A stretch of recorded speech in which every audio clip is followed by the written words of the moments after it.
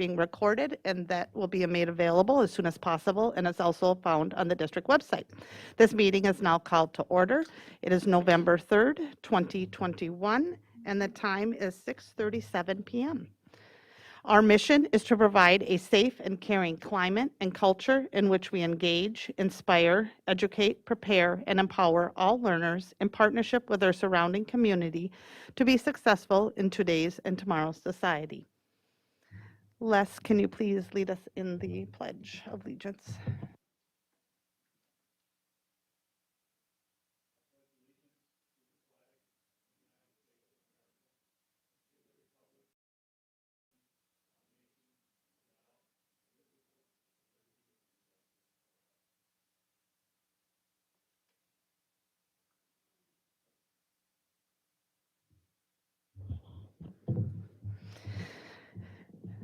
Thank you, Les. Then can you please call roll?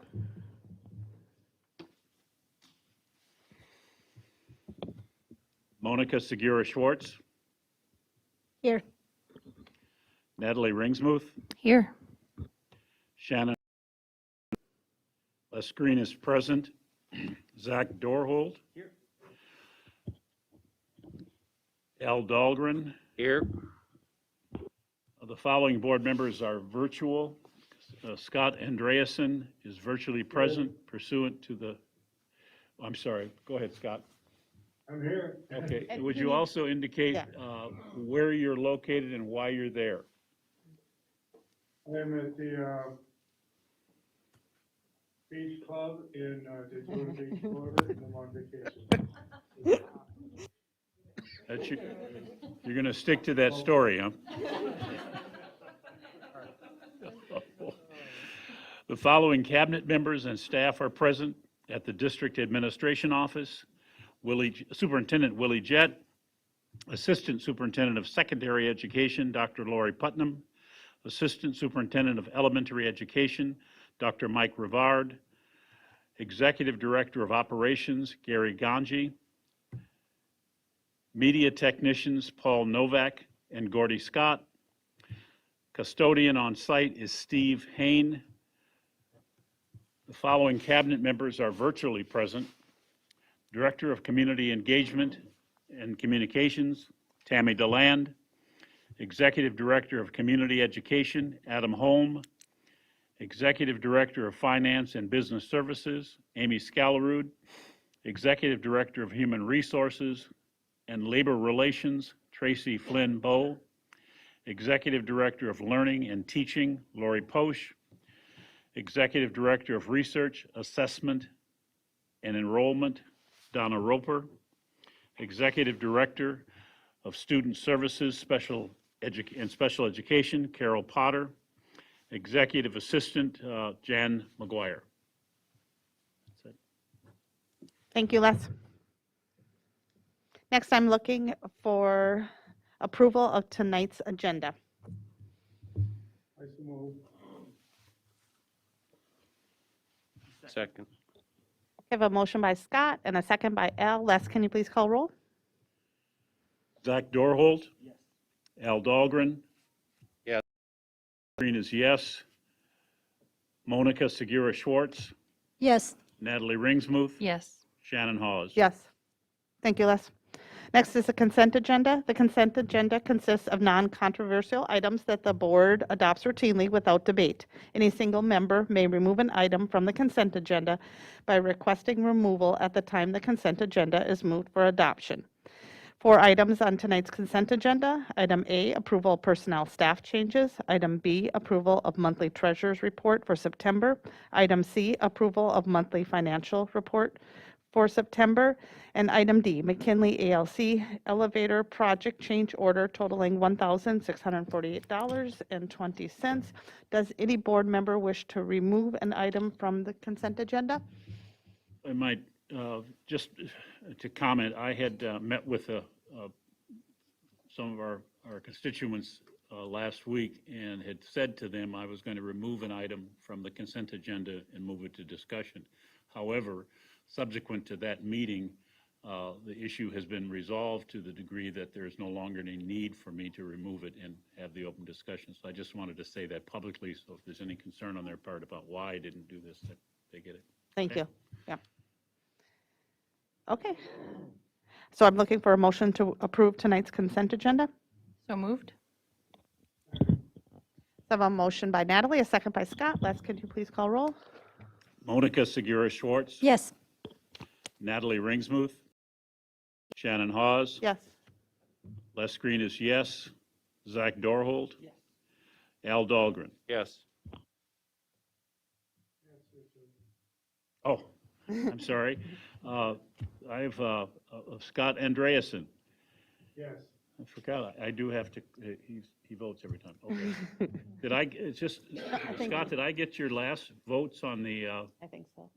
other items? Okay, I'll do this yes too. thank you.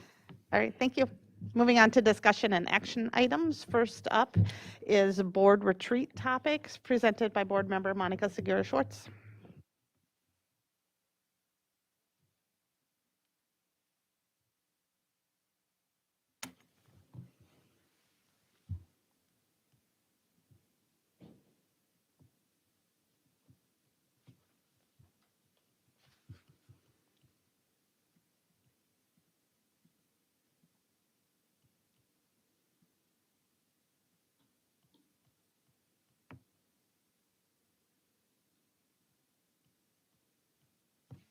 So sorry about that. I thought that this was in my report. So we discussed the retreat topics, and what we have said before is that we had a number of things or concerns that many board members have, and we wanted to include this in general terms, but not as a deep dive. So the topics that we have right now for the retreat are the theme of our retreat is meeting student needs, and we will have a presentation from the administration about what are the how do they see the needs of the students and how we can support them in meeting those student needs. So from 8:30 to 10, we'll be seeing equitable delivery of education and a poll referendum. Then we will look at equitable delivery of education and facilities and enrollment, more specific, a view of buildings like Lincoln, Westwood, Kennedy, and Clearview. And then in the afternoon, we have a number of topics that you could tell us if you would like to take any of this for the agenda, or if we can, or the idea would be that we touch in these topics, but it's not like a deep presentation of them, but they are all being part of how can we support them, and we can invite discussion from the board about this. These topics are finance across CRAP subsidy, LTM, LTFM, operational at Levi, curriculum.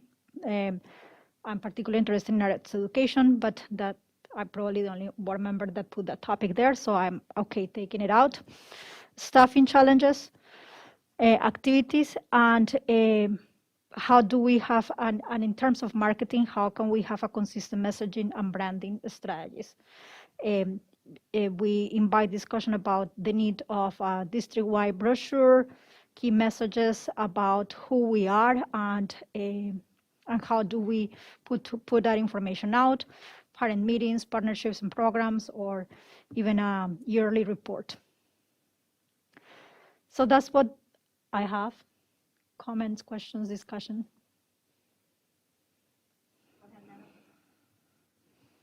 I just want to second your thought about talking about arts education specifically at the secondary level. That would be great. Say that again, talking what? Arts education at the secondary level specifically is what I'm interested in, but just in general, I think that'd be a great topic. Okay. Les? I'm sorry, my hearing is not as good as I'd like it to be at this moment, so I didn't quite understand everything, but just to suggest that there are a number of items that we could talk about in a work session that that may or may not require what we would call a board retreat, that I think the items that we talk about in a board retreat ought to be related to how we can assist the staff to better educate all of the children. I think those functional things seem to make more sense to me. I shouldn't say more sense because I didn't quite understand all of the things we're talking about. Some of the informational items, finances and things of that nature are, I think, useful knowledge, but also can be presented in a workshop. What I'm driving at is that I think an all-day retreat for school boards ought to center around how we can better educate children, and what resources staff need to do that, and how we can assist them to make that happen. And that rather than informational. Now, that's just my opinion overall, and I didn't quite hear everything that you were saying, but what I had in written form here was that it's a demographic study on enrollment patterns, research, and staff presentations. And then district assets, understand board role and positions when considering specific facility concerns, moving, upgrading, and modifying assets. And the third was district marketing plan and referendum for Apollo. How those things fit into educating students, I'd just like to get some understanding of that. However, that's just a comment which can go off in thin air, and just find, if we're going to spend the time, it ought to be, we have some issues of graduation rates and of academic underachievement by some students and things of that nature, and behavior problems that I think are much more, are important for us to deal with. So that's my comment.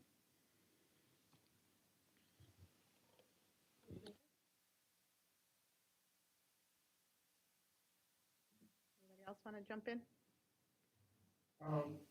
I'd like to hear from the school demographer, the demographics that we're going to be facing. That seems to be a long-term item.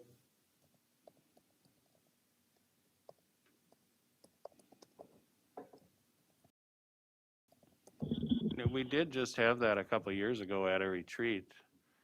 I mean, I'm kind of with you. It seems to me like a retreat generally is when a superintendent or cabinet is saying to the board, we have these issues and we really need to take a deep dive with the board into them to try to solve them. And we can't do it at a workshop, and we can't do it at a work session. We can't do it at a board meeting because we just don't have the time to do so. So we want to take a day off campus somewhere and really take a deep dive in on one particular subject. And I'm feeling with this that, you know, time is sneaking up on us, and we're saying, oh, we got a retreat coming, and we need to fill it with stuff. And I don't know that we're going to get any benefit whatsoever out of it other than just spending a day discussing stuff.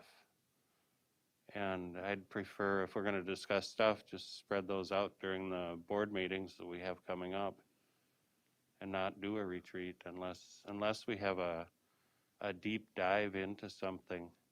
And it usually involves bringing in some outside resources and experts.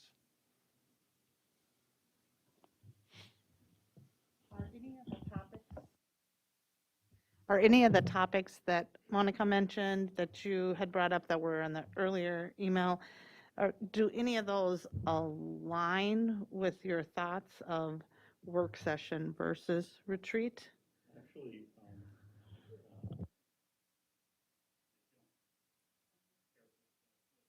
for example, there are things that we use. One of them is equity in education. We need to find research that suggests that, first of all, what is an equitable educational that mean, so that we're all speaking the same language when we talk about educational equity. Secondly, the research that suggests that educational equity improves educational performance, interaction with students, and extracurricular activities and things of that nature. So as we begin to talk about that, we are moving off of just the banter of it and saying there is really a need for what our definition of what equitable education really is.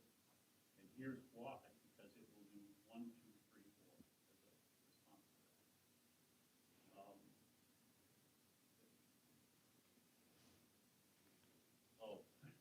that. That's great. Well, I mean, basically, it was, not to let buzzwords and buzz phrases do the tail wagging the dog concept. Equity in education is talked about a great deal. And what does that mean for us? What is the actual definition of equitable education? Are we providing it? And if we are, what impact does it have on educational performance, graduation rate,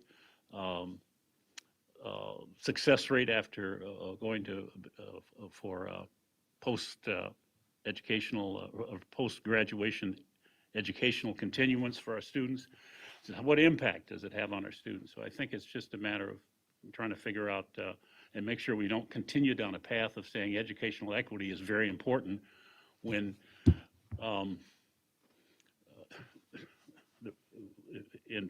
when people can't explain, when I can't explain to someone why.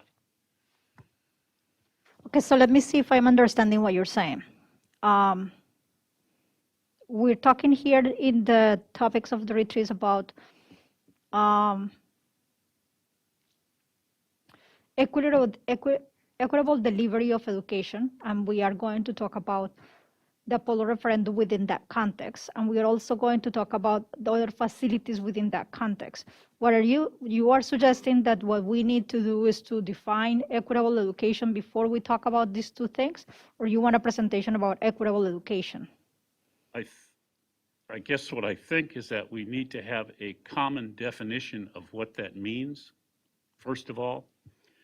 So when we talk about it, we're all understanding what we're talking about. And secondly, that if we're going to spend a great deal of time on the concept of equitable education, we probably should say, here are the reasons why we need equity education, because it will improve the student performance in these areas.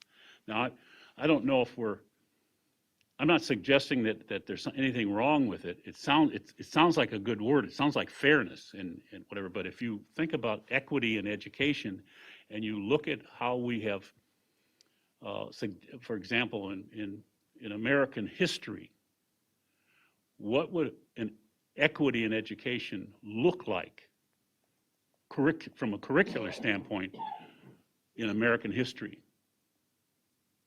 What would it look like, and is it because we have to think about that in terms of saying we're going to provide equity, because if we wind up saying we're going to do that, we really do need to know what pathway we're heading down, and what our responsibility is as an educational system, public education system. So I'm not arguing against anything. What I'm arguing is for something, I think, is that I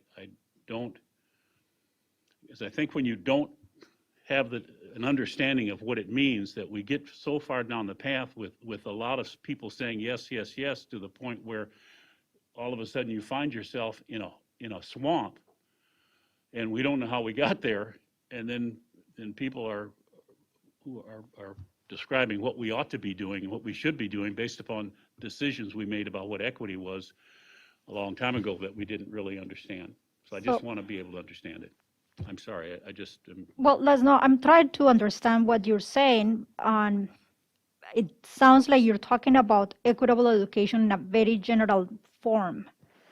And what we have talked about or discussed for the retreat about equitable delivery of education, we're talking about facilities. We're talking about Apollo. We're talking about Lincoln, Westwood, Kennedy, Clearview, and how education looks like in those facilities, and what do we need as a district to deliver equitable education, considering facilities. We're not talking about curriculum in that part. We're not talking about, many other things that can go. We're not talking about the equity department. We're not talking about a strategic plan. We're talking about equitable delivery of education according to those facilities. So my question to you is, if you're okay with that, are you suggesting that we include a presentation about what equity means or what equity means in that context? Well, I think if you're talking about equity in the context of our educational facilities, Tech versus Apollo, South versus whatever, then yeah, you do need to have a definition of that, because it sounds like there's a difference. Done. Just let me finish. It sounds like you're saying, or that it sounds like I'm interpreting it as there's a difference between the educational delivery that we are providing today in one school versus another. And so if that's the case, we do need to talk about that for certain. So I won't tell you if that is the case or not is the case.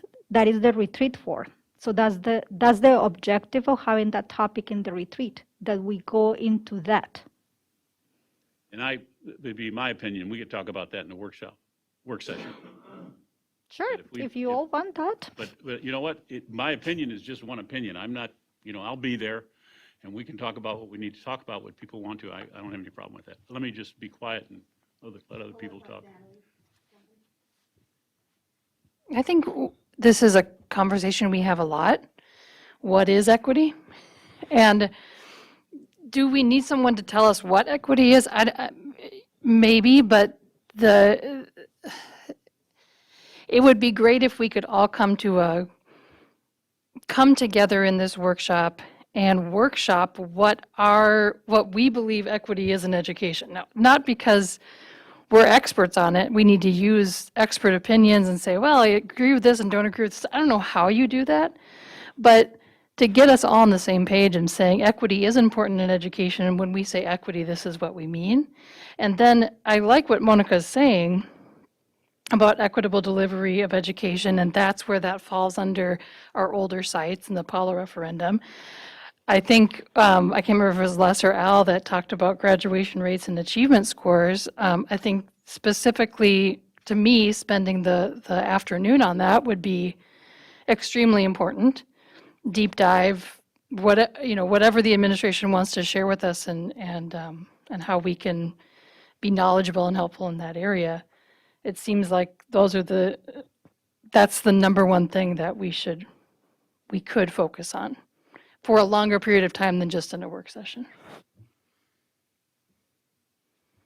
So I'm going to tell you why I thought and what I believe we have discussed in my committee, and I will ask Zach and Scott to help me with that, about the retreat and about the need of a retreat. And you please, and I think that at this point, I see two board members that are that don't seem to be, improv, that seeing the need of the retreat. So I like to have some nods, because we don't need to do a retreat if we don't want it. So, and it's not putting topics into the table because the time of the retreat is coming up. So the reason why we would like to have a retreat, or why we have discussed that the retreat is important, is because it's an opportunity for board members to be more relaxed and understand each other, understand the perspectives of each other. It's also a different environment on which we can have the same type of conversation in a more relaxed way, a more informal way, with administration, and about how all we wanted to get into the same page. The objective of this retreat specifically was for us to get into the same page with the administration after this hard year that we had with COVID, and with all the things that have come up. So it is a time for us for bonding and for building relationship overall. And I think that that cannot be replaced with any work session. Now, in terms of the topic of the retreat, I have honestly not received a lot of feedback from you all guys about what topics would you like to see in the retreat. So if you still have topics, please send them to us. And if we need more time to work on them, then we can postpone the retreat for another time, and then we find that time. That's perfectly okay. The topics that we have is learning from the administration, learning from them in how can we support them, how can we as a board better support them, and having this opportunity to share with them what we would like to see in our meetings, or what we would like to see from them in how we all get into the same page about how we support them. So the fact that there is not a deep dive into the specific topics that I talk into the afternoon is because, yes, those topics are discussed within our work sessions or within our presentations in a more detailed part, but they are not all together. So when we're talking about finances, we're just kind of giving a general understanding about those finances. When we're talking about staffing challenges, we'll see it more in general terms and not school by school or person by person. So this is a different pieces that we thought in our committee that would be important to understand better for us as a board. But again, if this is not what you all think, please, this is the time for give us feedback about it.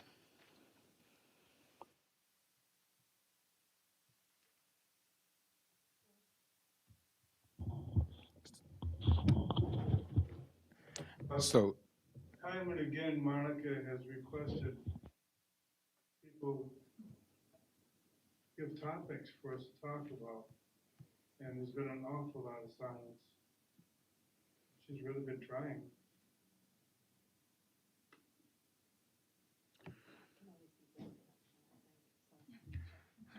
okay, Scott, I know this is a board conversation, and so I'm just going to jump in, if you don't mind, from a superintendent perspective of what I heard, and then also what to offer as an administration.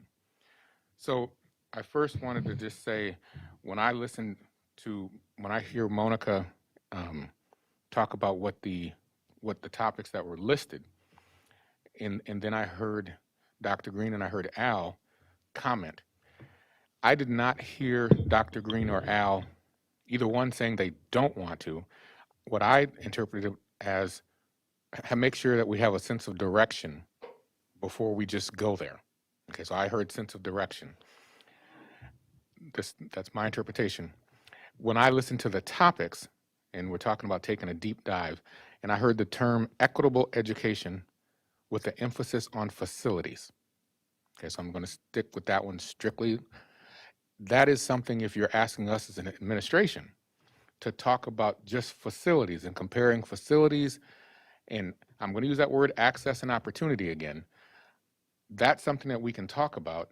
Just say if I'm talking about Apollo versus Tech, I'm not saying the delivery is different at one, but because of facilities, there are some things that you potentially might be able to do differently at Tech than you can at Apollo. If that is the question, if you're talking about equitable education as it relates strictly to facilities, okay? And so that is something as an administration, we can tackle that if that's the topic, okay?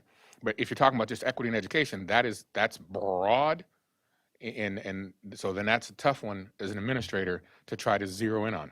But if you're just talking about equitable delivery of instruction or equitable education from a facilities perspective, okay, as an administration, we can go into that. And that could be a conversation. The other one I heard you talk about was graduation rates.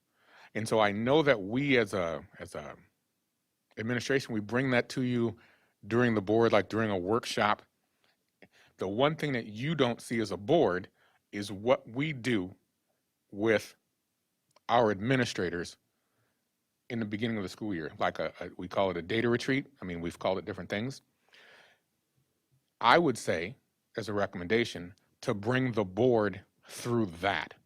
so that you understand everything that we're looking at. And some of you have been here, and Tracy's going to yell at me. Some of you are more experienced and have more knowledge base in terms of you've seen other things and other presentations compared to others. But a data retreat, the way that we do it with administration, is a complete different look than what you as a board sometimes, not sometimes, in terms of what you see. And you can see how they do it all the way down from district level to site level to student level. And I think that would be something that would be beneficial. That's a board retreat moment in terms of going deep off into something. And there's direction with that. And so I'm just using those couple things as examples that as an administration, okay, as long as we have a couple topics, we can zero in. And I heard these two gentlemen talking about direction. Neither one of them said, don't do it. But the way I heard it, it was just about direction. And so we would need direction so that we can take you deeper off into something the way that we do it as administrators. That's just an example. Shannon, if I might, Go ahead.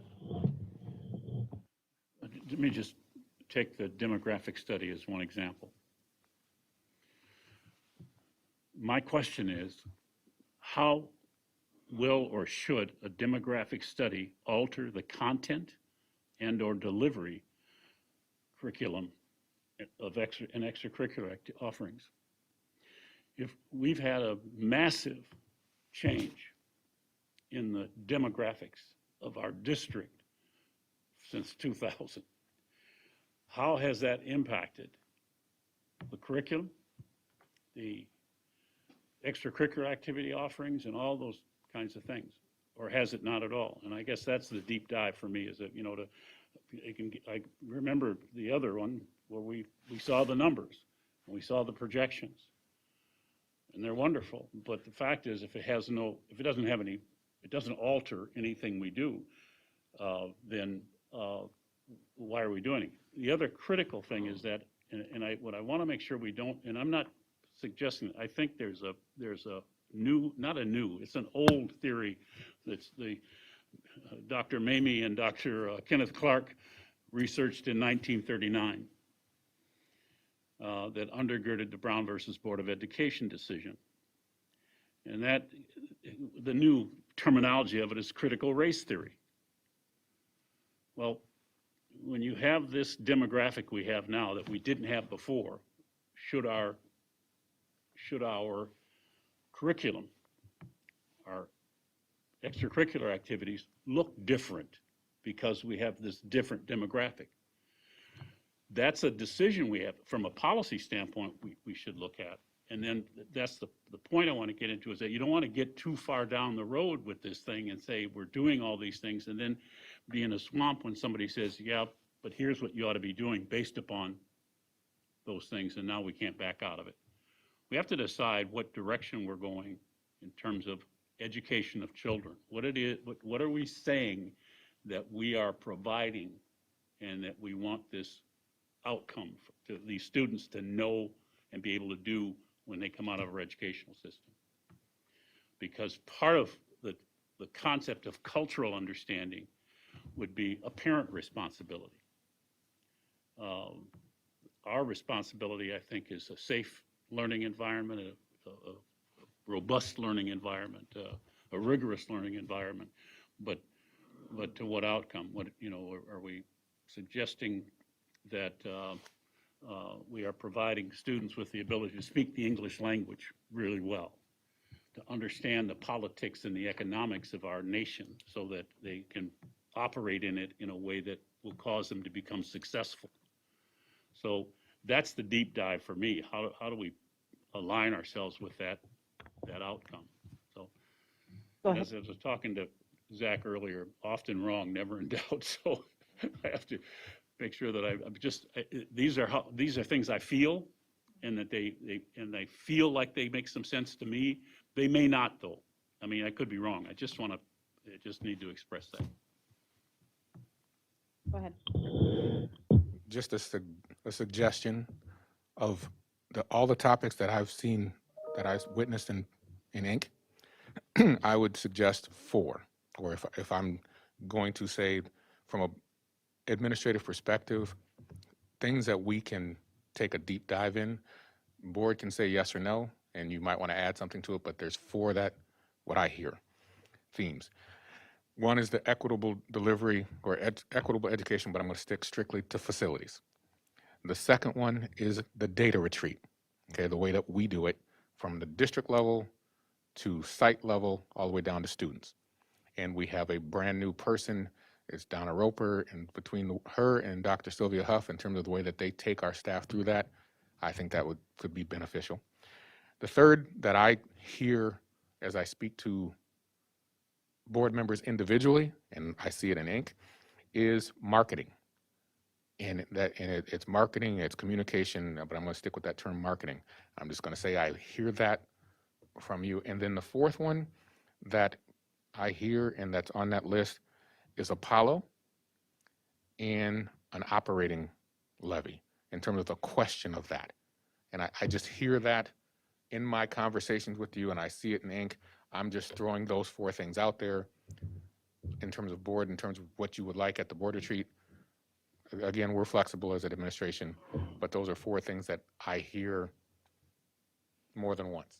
Oh, Willie, one question about that. So in all of these topics, that in those 4 topics, what is the time necessary for each one of them? What is the time that you think that it will be appropriate for each one of them? You see, I only chose 4. Yep. And so in choosing those 4, I'm thinking of a typical 8-hour day at 2 hours a shot. That's the way I did it in my brain. It might be less than that because there's lunch and there's might be 90 minutes a shot for each one. But that's why I kept it to 4 and not having a complete more than a number than that, because all of a sudden you're not getting information. You're talking about a board retreat where you want to take a deep dive or a different type of, a different level of things. So those 4, I say 90 minutes a shot, 90 minutes to 2 hours a shot, but there's breaks in there and there's things of that nature. That's just the way and Donna's, you're not going to experience everything that happens in a data retreat. You're just not. But you'll understand how that is and what they go through. That's just my example. I want to comment that the ideas that Monica and her committee came up with all were really good discussion topics, and one that was mentioned by Natalie as well was the art education at the secondary level.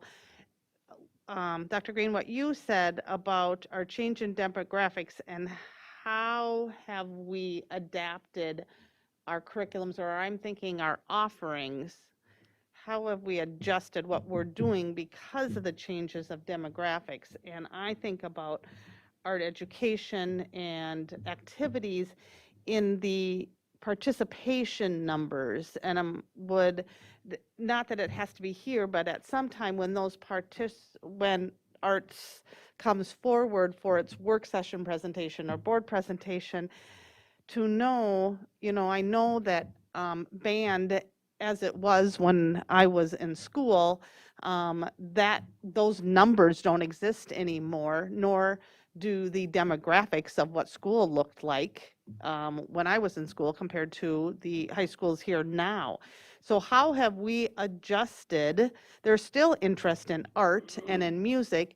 How are we adjusting our course offerings to meet the changes in our demographics so we can still have participation in numbers, whether it's styles of music or instruments or sports or different arts? What is that and where are we headed with that? I'm sure you're doing it. Yeah. Okay, so I do need some direction from the board. I'm not sure how to ask for this direction. So maybe the easiest way is to just kind of follow with the topics that Willie suggested and maybe getting an out from you all that this is what you would like to see in the retreat, or if you would like to see more, or if you would like us in the committee to work this out and come back to you. I guess that's the question that I will have right now. I'm hoping we can close the deal tonight, but Les? I don't have the actual, I mean, these are quite old, I think, the ones that I have. So I'd just like to see, 'cause I couldn't hear and understand what you'd said. So if we get those, I can probably comment on what I think about those later. I mean, I can send that back to you in written form. Natalie? However, I think we've moved on to the four things from there to narrowing it down to the four things that Willie is saying that we could do. And then if we wanted to get it done tonight, I would say we go with the four things that Willie is saying as our leader. The only thing I was going to say was, isn't equitable delivery of education with physical sites, wouldn't that also include the Apollo referendum, or do those need to be two separate things? Okay. So can you tell us again the four things?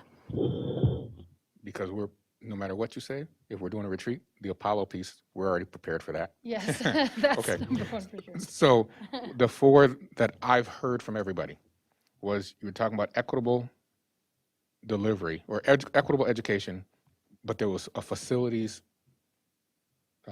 emphasis. Access and opportunity. Correct. Thank you. The second one was a data retreat so that you understand from top to bottom how we go through that. And then that'll help you with just everything in general. Third, I've heard board members over time talk about marketing, whether it's what we're doing or way that we can improve it, and perception and things of that nature. And then the fourth was the Apollo, and then people were talking about the operating levy.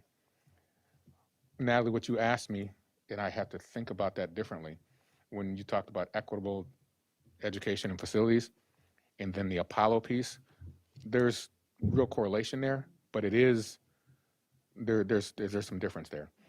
The fifth thing that I heard, Shannon, Madam Chair, was and this potentially could be a retreat or it could be a topic at a board work session, was how have we, as a District 742, adapted, whether it's arts, fine arts, our curriculum, activities, with the change in our demographics, with the change in our community over time in the last, just say, 8 to 10 years. And I heard you say that, and we would need some time to think about that, but that's legitimately, like you just said, are we doing things? Yes. And so what is it that we're doing? For us to specifically be able to talk about that with the board, that's a good topic also.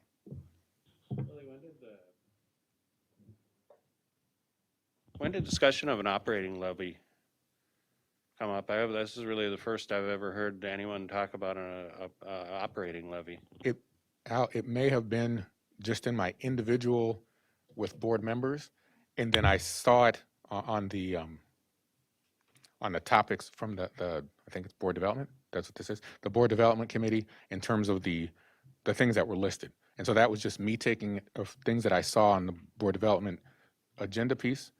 And then I think individually I just heard. So that's how that came up.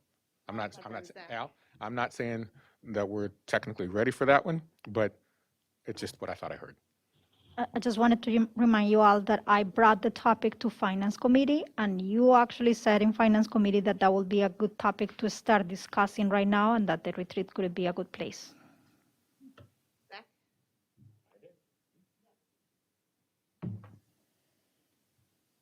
Oh, I was just gonna add off that it came up somewhere, and the question was, if it's kind of activities, what is the dollars we would need to increase X, Y, and Z, and what would an operating levy look like if we were to ask? So that was the conversation. So it was just, what would that look like?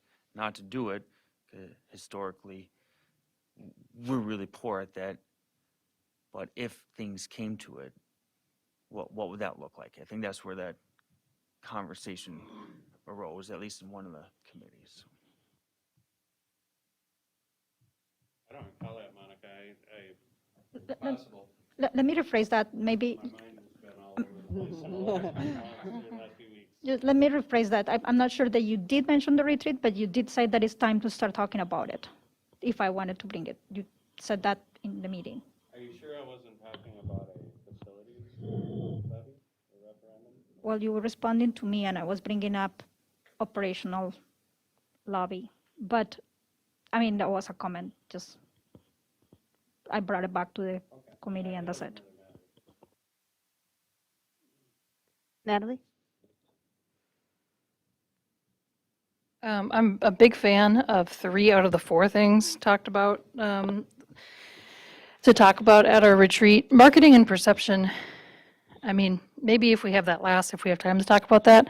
I think that that's interesting for us to give our opinion on it and things of that nature, but I don't know that, 90 minutes of that is, to me, as much of our role as, who we are as board members and why people vote us here. Specifically when it comes to the data retreat, I love that idea. And then, of course, the referendum and facilities, I think that's all wrapped up into equitable delivery of education. So I would say all are fine, but if we had to drop one, I would say marketing and perception. The graduation rate deep dive that you said administration takes, if that doesn't come to a board retreat, I would love to hear that at a work session. That's in the data retreat. Perfect. Okay, thank you. Graduation rates.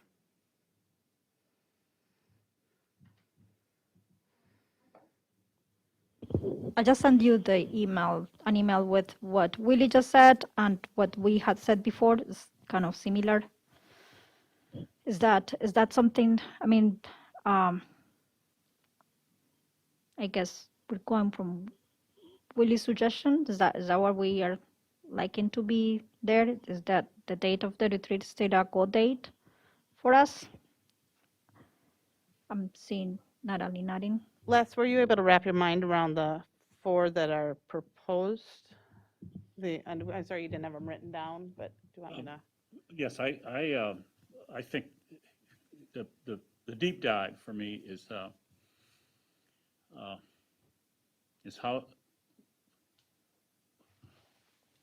does it affect our ability to deliver education? And how will we, I mean, when we start getting into this, something should come out of it that says, based upon the quality of staff and all the people we have involved in this, our goal ought to be, here's what we should change, here's what we should keep doing, because based upon our data, these are the things that will help us provide the thing. So those topics are fine. I think it's just that I don't like, I've done this for so long. For example, I'm reading an article from Rochelle Dyer, who wrote an article and things that I have never met, this is a quote, I have never met with a parent or a student who didn't advocate for equity in their own or their child's educational experience. If you go on to read the article, it's if their demographics were like ours, I don't know if they'd write the same thing. Sartell would write the same thing. They indicate that they have an issue, they have a problem, but I don't know what that, and they haven't said what the problem is, and I'm not faulting Sartell or anyone. I just think that we ought to, when we deep dive into stuff like this, what ought to come out of it is, if we're going to spend our time and resources, what ought to come out of it is a better way to provide education that will result, based upon what we perceive, that will result in a better educational outcome for students, not just to sit around and talk about it. I think we're all adults, and relationship issues are, I mean, I'm as fiery as anybody else, but there's not a, I mean, we can disagree professionally, but that has nothing to do with about people's lives, and interaction. So we get along fine. I mean, we can all understand that concept, but when it comes to this educational thing, we have different opinions. And I'd like to be able to express mine, and I would tell you that I have expressed mine in written form. I usually talk with the superintendent Jet, because or send him reams of stuff that I may or may not like that I'm not going to send to Natalie because I don't think they're useful for her to get this long line of stuff that I'm not sure makes sense. But I can manage anything that the board decides that we ought to make some sense out of how we educate kids. I will participate fully and properly, and so Natalie? I think that when you go to a board retreat, the worst thing is when you leave after 8 hours and you're not sure anything would change.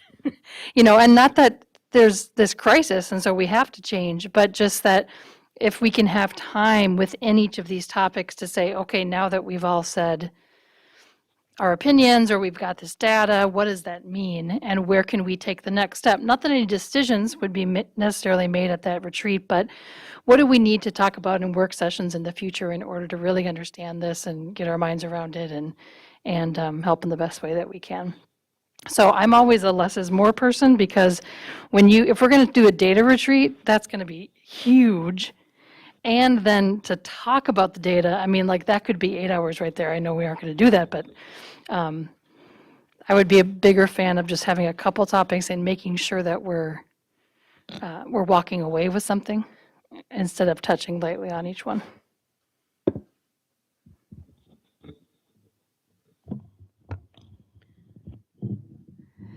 And I don't mean to be pushy, but, time is, in my opinion, of the essence, because if we push this off to the next board meeting, and then we're rounding Thanksgiving, and then that's not fair to people who need to prepare for the retreat, so just.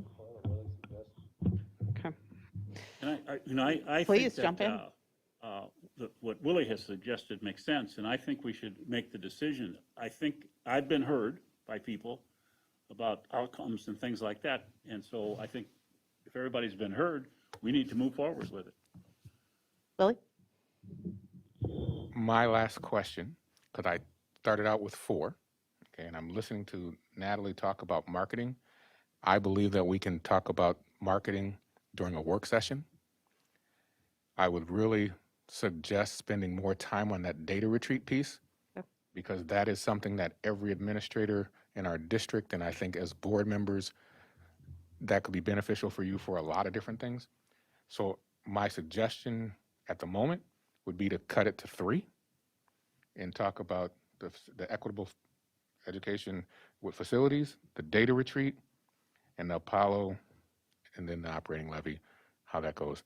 I'm looking at Donna on the screen.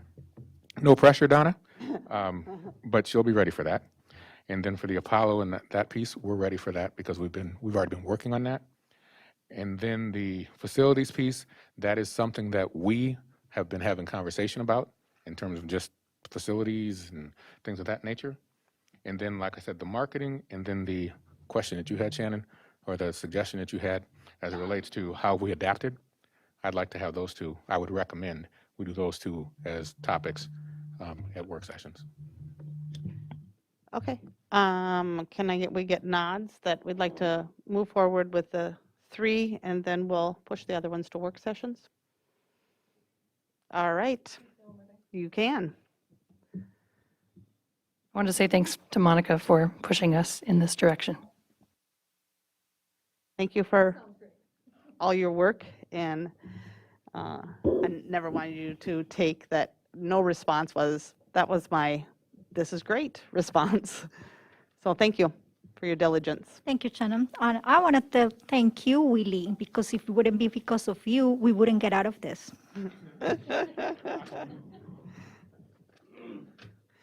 All right. Thanks. Moving on. Second. Oh, Scott? All right. I'm okay with it. All right. Thank you. Okay, moving on. Second discussion item tonight, proposed revised board policy 512. First reading is school-sponsored student publications and activities, presented by Dr. Lori Putnam, Assistant Superintendent for Secondary Education. Thank you, Chair Haas, and good evening. This is a policy that we are only proposing very minor revisions to. I'll just run through it very briefly, and then you'll see in red what the proposed changes are. The purpose of the policy is to both protect students' rights to free speech in the production of official school publications or activities, and also balancing the district's role in supervising those publications and the operation of our schools. The Section 2 is a general statement of policy that just talks about the expressions that they are free of prior restraint except as provided by law, and that faculty advisors will be providing that supervision. Talks a little bit about the school district exercising editorial control and to what degree, and then provides some guidance for students who believe that their right to free expression may have been unreasonably restricted or amended by an official in their publication or their activity, and how they would go about correcting that or addressing it. Section 3 has all of the definitions. These are straight from MSBA, as is the policy, and the definitions are the same as in all of our other school policies. Talking about what does distribution mean, official school publication, minor, obscene to minors, and then substantial disruption, constitutes a school activity, and what does libelous mean. It provides some guidelines about what is prohibited in publications, official school publications, and in number 5, so section 4, A5, recommending for the change. So we are recommending that we remove the qualifiers of harassment because those are only 3 of the many kinds of harassment that are actually prohibited by state statute and law, and replace that with a clarification that this kind of harassment or violence or prejudice are those that are prohibited by the board policies that you've already approved and that are in existence. 413 is that's the staff-related policies, and that is the discrimination, harassment, and violence. The 500s that you see are those relating to students. 514 is the bullying prohibition policy, and 522 is the non-discrimination policy.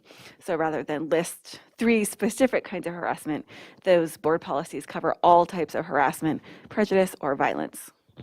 And then we just go through with a quick wrap-up about assuring how we will respond to students, and that is the conclusion of the policy.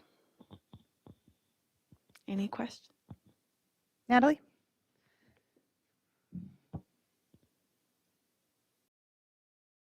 I'm on page 2 under D, obscene to minors. I know this is MSBA language, so I get concerned about things that say like prevailing standards in the adult community concerning how such content should be presented to minors, because it seems really gray area to me, like who decides that, what prevailing in whose community and what religion and non-religion, all those sort of things. There's just some things into that what I understand is from other parts of this policy is that the principal is the one who makes the final decision on a lot of this. And so maybe it's what the principal thinks is the prevailing standards in the adult community concerning obscene to minors. But like when it says intimate sexual acts normal or perverted, like who gets to decide, like why is normal and perverted even in there? Like it just seems a little bit like there's assumptions made that everybody would be on the same page about these things, and I don't think that in 2021 everyone is. So I don't know what that would mean or how I would even change it, but just wanted to put that out there. Similarly in E, when it's in number 2, when it's saying participation in a school boycott, demonstrations, sit-ins, stand-in, walkout, or other related forms of activity, I know we have had some walkouts to protest gun violence and things of that nature, and it was already known, and the principal worked with students. And so I'm just wondering, for those 2 things, what are people's thoughts on it? Is it worth really talking about, or is the gray area, is that just part of life?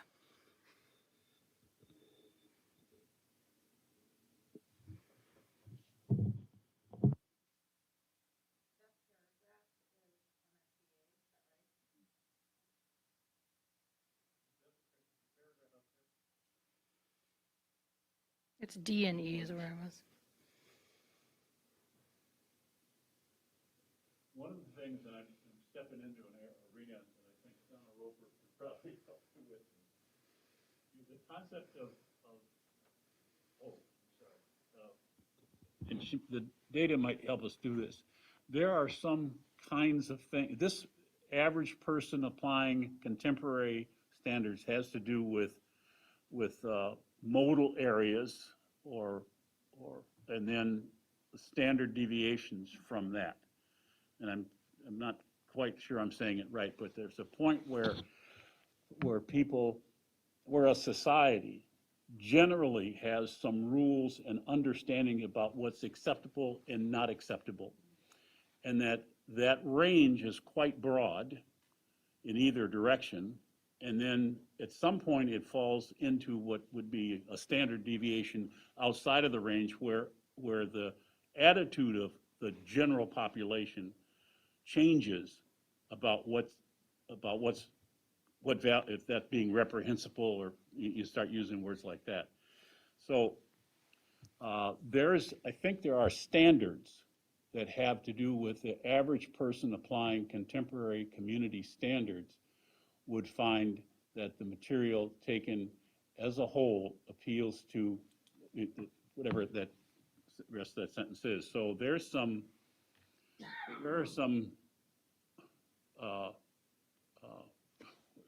parameters around that language that is more than just as what the principal might feel at that time, because the principal would be constrained by that also. But it does not, I mean, part of that doesn't mean that because your demographics are different in a school, that those parameters expand and contract. And so I think I'm stepping around in Donna Roper's arena, and I'm muddying up my own feet and stuff doing it. So I just think that I think we can revisit that at some point, but I think there's a necessity to have some parameters which we can all think about as being rational and reasonable. Otherwise, you wind up having to argue about whether this is acceptable or that's acceptable in terms of standards of acceptable behavior. The concept of walkout, I mean, if is a walkout by students a curricular activity? When we know what's going to happen and we participate with students in planning it, in a sense, it then it's a curricular activity. It's an educational activity. It's not a protest so much as it's a demonstration of feelings and attitude, as opposed to a civil disobedience concept where students are walking out of the building in breaking school rules. So having that discussion about how they might be able to express their agreement or disagreement with something is areas that we have to talk about. I don't even know if I'm making any sense right now. Sometimes I don't even know if I'm looping around in my own head trying to figure it out. Tracy's going to jump in and help us out a little bit. Go ahead. Yeah, good evening, board members. I think that those two paragraphs are really expositions of legal precedents that have set in Supreme Court cases around these kinds of issues. That's what I needed to know. I mean, the first is really responding to that reasonable person standard or the reasonable community perception standard. And that language is there. I mean, the courts generally defer to administrators in applying that standard. But it is the standard. If there were a complaint about an administrative decision, they would have that language, right? And that language flows, as I said, out of different precedential court decisions from the Supreme Court largely about what is obscenity, what is a substantial disruption. That language is coming out of the Tinker case, the Supreme Court case in Tinker, that said when can a school administration control speech by students. And they can do that when there's a likelihood that it's going to create a substantial disruption. So that language comes right out of the Tinker case. So those really are kind of well-founded standards, and there's lots of case law around those, both in state and federal courts, to help us understand what that standard looks like. So I do think it's there to reflect those legal standards that have been provided by courts and that are binding on school administrators. And I think that's the reference point that you see in that language. Thank you. We're learning stuff tonight. One more. Go ahead. I guess the Supreme Court can overrule me, I guess. I mean, whatever. The only other thing, thank you, Tracy, I really did need to just hear that and to be done with it. On page 4, this isn't a hill to die on, but I was just, when I was reading it, it's under B, number 6, assuring that the school is not associated with expression that is, for example, ungrammatical. Seems a little pedantic, or I don't even know what pedantic means, but it seems a little like ungrammatical to who? Like if it's more like street language or whatever, it's a weird thing to have in policy that you can't be ungrammatical as a student in like a student newspaper. Is that weird to anyone else, or is it just me?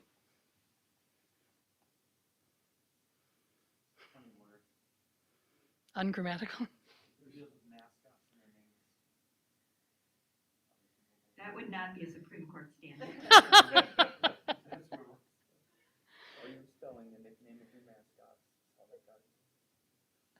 For real? Paul Lawrence Dunbar would not be able to write. Right. A lot of black writers that fit that. Right, that's what I'm thinking, is like, that's a little bit.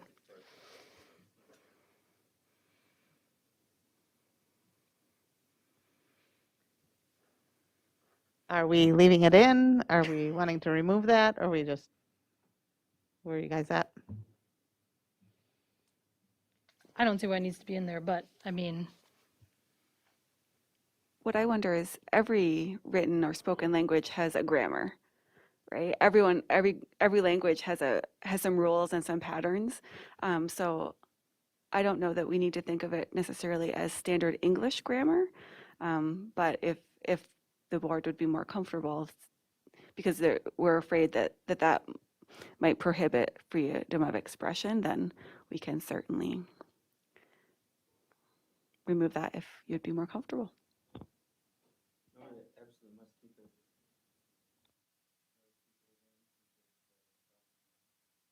nope.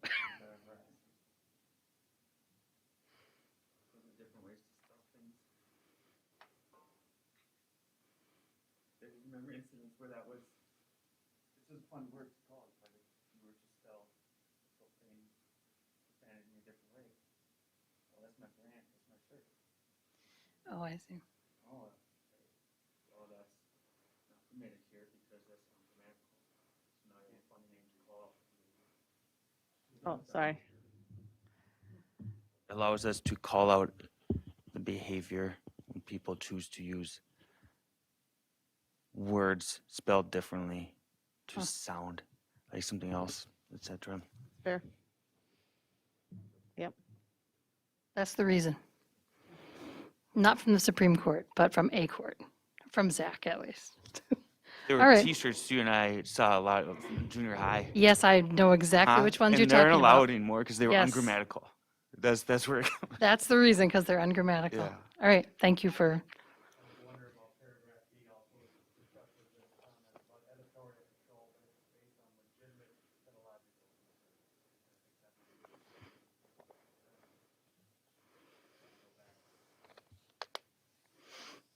Yeah, we'll go back to the first part then. Yeah. the last thing I want to say is when I was reading this for my homework, while my daughter was doing their homework, they were like, oh, we talked about that court case today in school and told me all about it. Wow. So I was like, way to go, social studies. Thank you for hearing me out on all that. All right. That was a well-discussed first reading. Any other comments? Okay, moving on. Next is Board of Education Standing Committee reports. First up, Achievement Integration Equity Committee, Natalie Ringsmuth. Board Development Policy and Governance Committee, Monica Segura-Schwartz. My turn again. So we were talking about the retreat. We also were talking about the policy that you just checked, and we review the let me just see here. I just move from my notes. The calendar of policies, and we have a question. Let me see. We review the policy review cycle that was sent to you by Lori as request of you last time. And we have a question for you. When we approve, so when we have no changes for the policies, when the administration does not suggest any change and the board policy committee does not suggest any change, should we just put in those policies in the consent agenda? Is that okay? So, and I'm not sure what our long history of this is. A while ago, when the board policy committee reviewed policies and there was no change, I think just internally it was revised, Mary revised it, but it never came forth to an agenda. And so the committee now is wondering, should it come forth as no changes? And does that come forth as a consent agenda item and you've never seen it before, or does it come forth as a first reading, second reading, third reading, and then we get into Al's looming question of these board policies, we're just reviewing changes, not taking a deep dive into them. And I don't know. It kind of got complicated fast. Does anybody have preferences or thoughts? Al? I feel that if they're looked at, or if they're part of the review cycle, but there's no changes recommended, it should still have a revision at the bottom, or at least it should say reviewed,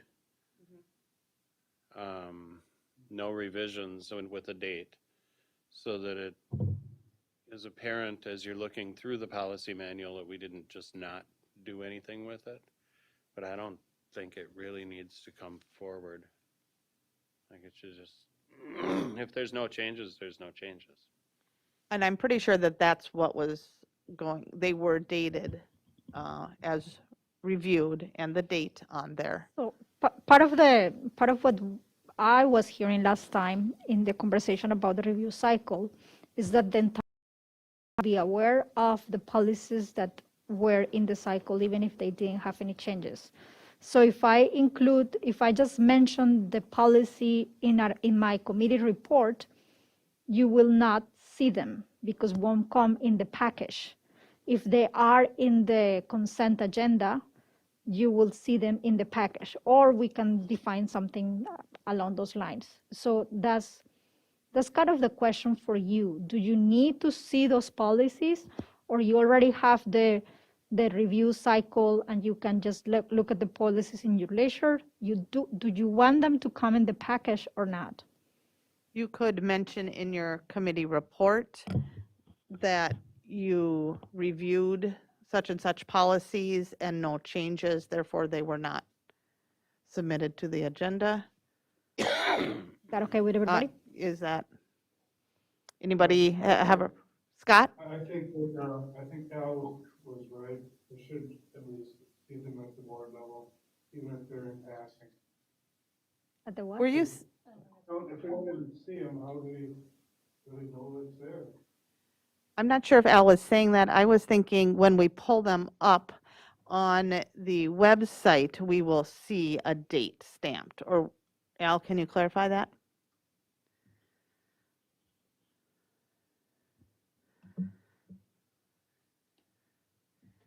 I think that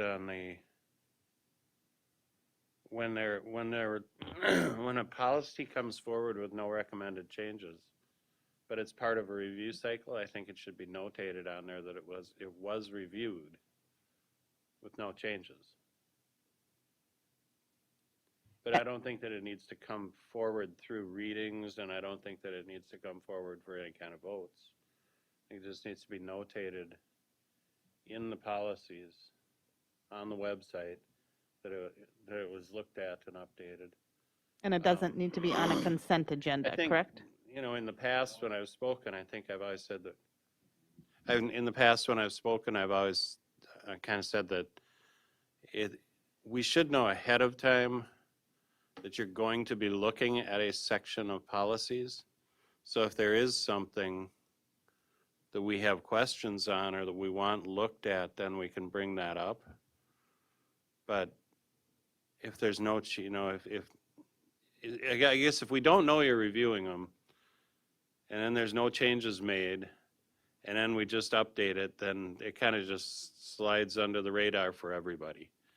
And so it'd be nice to know that, hey, we're going to be reviewing section 100 in the upcoming weeks.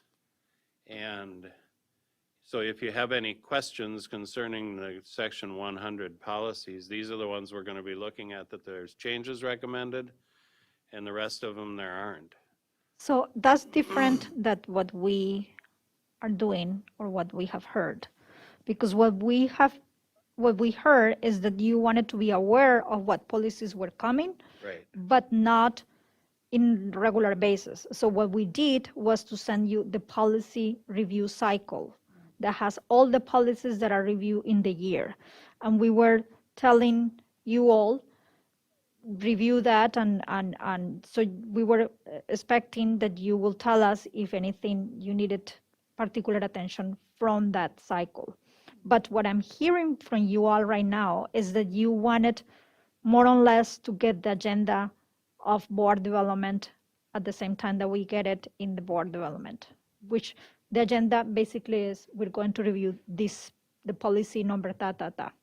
Is that what I guess we can do that, but is that what you're asking? Could you do this? Could in your monthly report say, we reviewed sections 300, the ones that were recommended changes have been brought forth, and next month we're reviewing the 400s. And that would give people a heads up. Sure. And if it's no changes, it's put reviewed. I'm assuming Jan does that. Okay. And so anybody, whether it's us or anybody, can see that the policy was looked at as through the review cycle. And review is implied that there was no changes. Otherwise, it says revised. Yep, I'm fine with that. Okay, we're good? Okay, so we'll do that. The other question that I have for you, or not question, but suggestion that we have from that committee is that we need to plan for our reorganization meeting, and that will come for a future board meeting. But just want to share with you, we have talked about dates for the reorganization meeting. The first Monday of the month is the first Monday of the year is January 3rd. And I requested the committee, and the committee agreed with me that we have the reorganization meeting on November 10th instead, which is the second Monday. Because the third, I'm sorry, January, yes. Because the third is too close to New Year's Eve. Then if you were wanting the 10th, are we moving the first work session to the 12th rather than the 5th? Yes, Statutory, though. it is. When it is, it's the Well, if you read the policy, it doesn't say, it says usually or generally or something like that, right? Do you know what the wording is there? It On is. our policy. It is in our it is in our.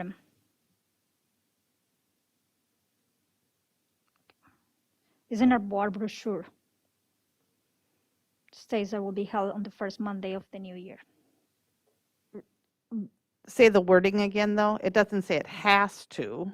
It says it's generally or Um, usually. I don't have the brochure in front of me, so I don't know exactly what is the wording. I think it says it's the first Monday in January or as soon as is practicable. There you go, yeah. Thank you, Lori. You So said it's the Reason reason for moving it.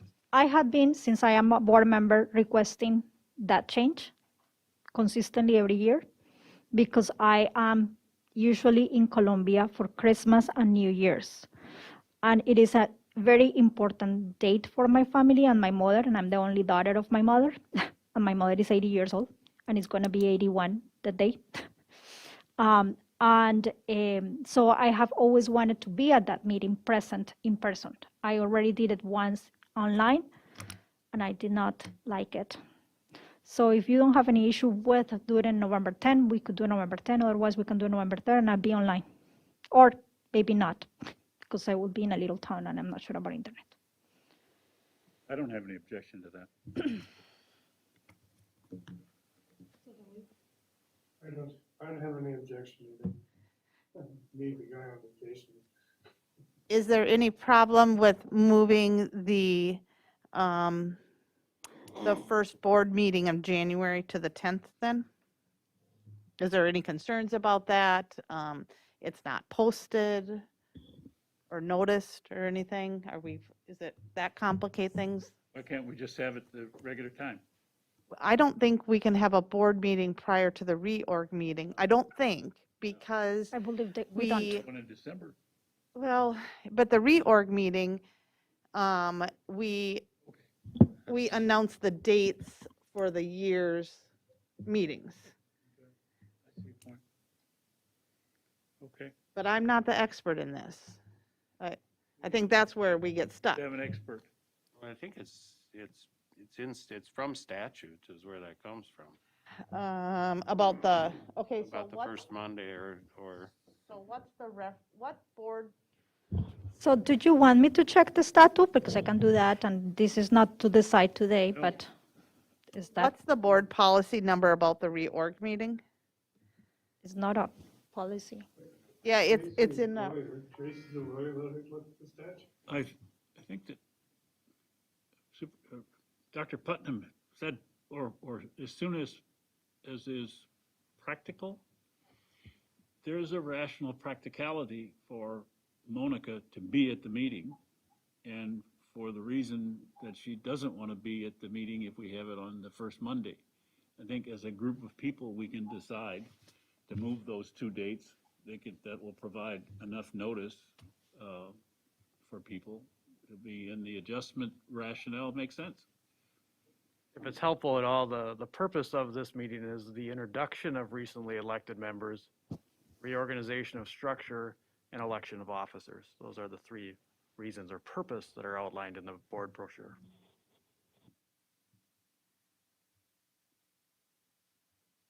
and so that has to happen before the first board meeting, is correct Yes. or not? No. Are we okay to hold a board meeting in January that hasn't, With the old crew. correct, I guess, yeah. And that part is not outlined in the board brochure. So we would have to do a little research. There's no new board members, so it could be ethical this year, but the year with new board members might not be that. Good point. And the whole festival, and sometimes January 1st is Monday. So are we good with that? And if, Al, if you have any statute or something that you're concerned about, we can back a I'm little not bit? prepared to answer. I wasn't. Okay, that's fine. Can we come back to this next meeting then? I think it might be more appropriate to move the board meeting to after the reorganization meeting.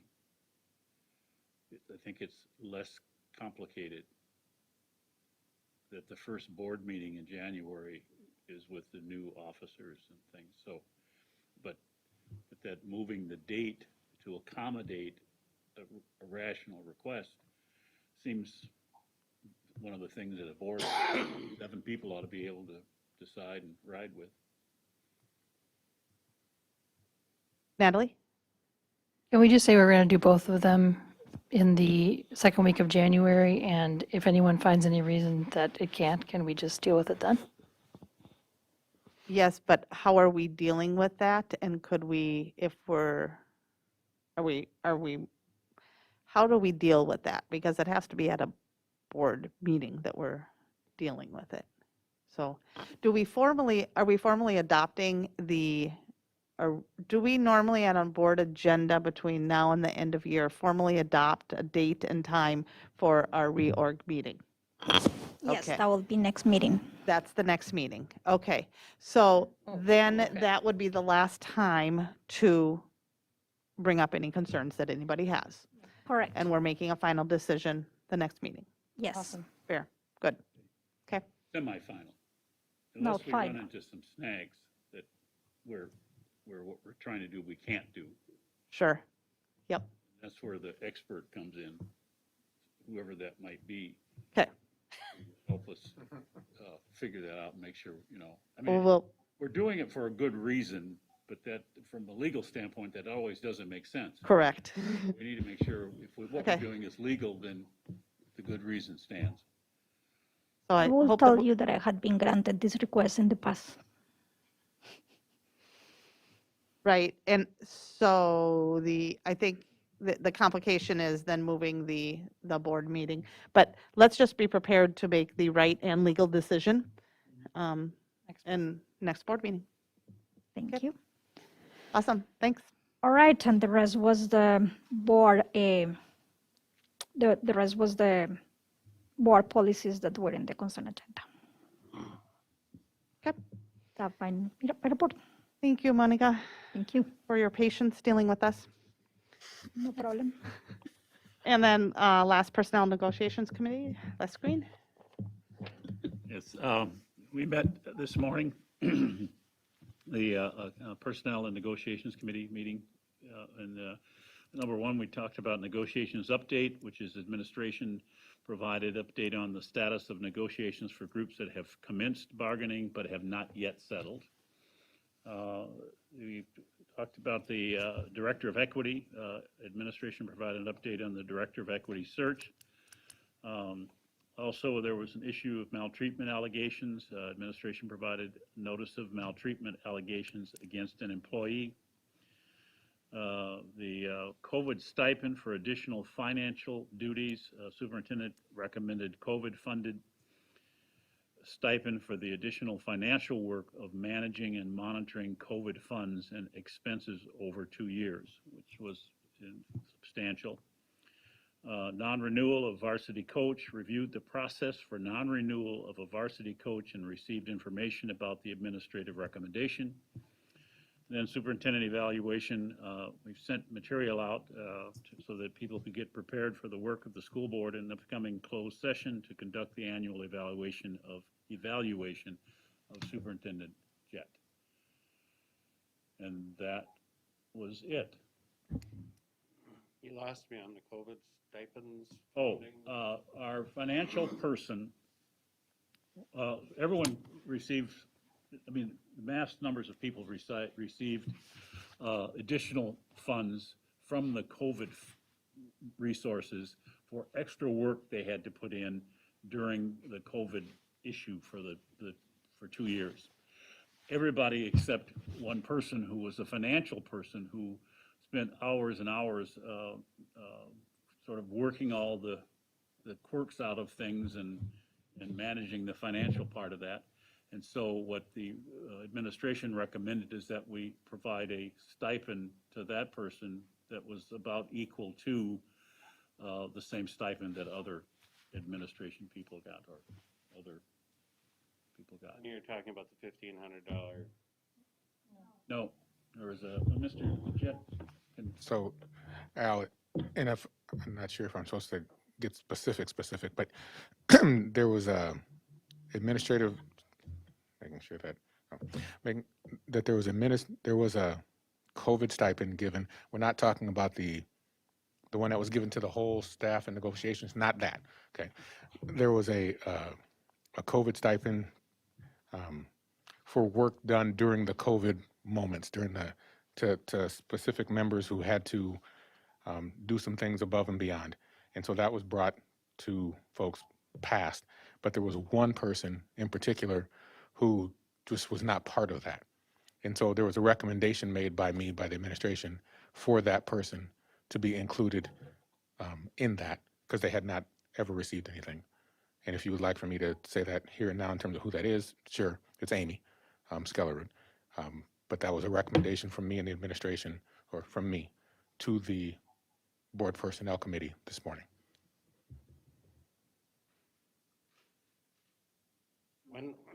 When or where did those stipends come forward? I don't have that sitting right in front of me, Al. I'd need to get that to you so that I don't want to talk off the cuff. I want to make sure I'm specific. Yeah, I guess I'd just like to know when we were made aware of Got it. stipends. Okay. Will do. Okay, that's it. Thank you. My report. Thank you. Okay, that adjourns our board meeting. It is 8:08 p.m. Opening up our Board of Education work session. First up tonight is Transitional Services Update. Well, it says presented by Dr. Lori Putnam, Superintendent of Secondary Education. And Lori, do you want to introduce your fabulous team? It would be my pleasure. These are familiar faces to all of you and to our community. They have been the backbone, and they are in fact the entire body, not just the backbone, of our Transitional and Homeless Services program. And so we have Rebecca Grunwald and Jen Locke, and we are very excited to have you here tonight. Thank you. Thank you. Hello, my name is Rebecca Grunwald, and this is Jen Locke. We are the Transitional Education Team, sometimes referred to as the Homeless Program. We would like to take a little time to share with you about our program. Can you talk a little bit louder? I'm sorry. Okay. Rookie. The federal law that governs the education of homeless students is called the McKinney-Vento Assistance Act, and it requires that we remove all barriers to education for homeless students. Is it not?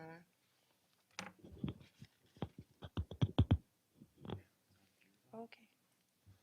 A subset of our homeless population is unaccompanied youth. Currently, we have 25 identified unaccompanied youth in our schools.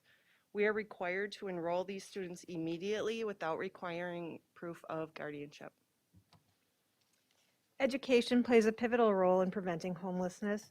42% of students that experienced homelessness say they dropped out of school at least once. Lack of a high school diploma or GED is the top risk factor for young adult homelessness. Additionally, not having a diploma makes young adults 346% more likely to experience homelessness. When a student is certified as homeless, he or she automatically qualifies for free lunch as well as transportation to remain at the same school for the remainder of the school year. Also, students experiencing homelessness must be provided transportation to any school function that housed students are transported to. This would include programs such as before school, after school, and summer targeted service programs. So we connect with our families in a variety of ways. Many of our referrals come from District 742 staff, including the Welcome Center, who connects us with families during registration, counselors, social workers, secretaries, administrators, and teachers. Additionally, area organizations such as Pathways for Youth, Catholic Charities, Lutheran Social Services, Homeless Helping Homeless, county workers, shelters, and motels reach out to us when they encounter families in transition.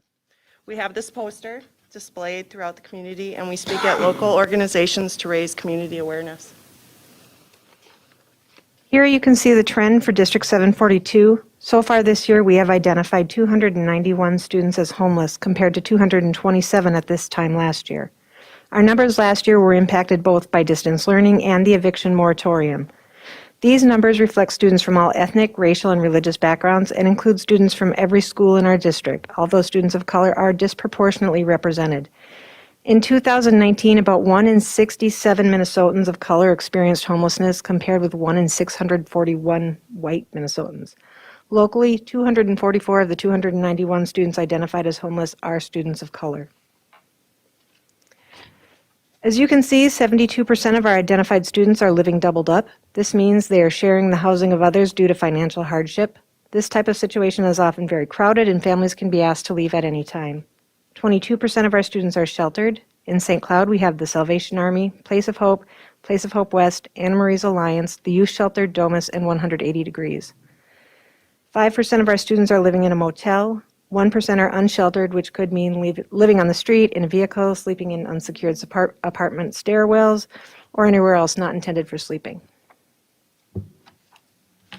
Decades of research and data clearly show that students that have stable and secure housing perform better in all aspects of child development than those that are homeless or highly mobile. Add to this a pandemic and the struggles are nearly unimaginable. In food alone, from March 2020 to June 2021, we spent nearly $6,000 to feed our students impacted by COVID-19.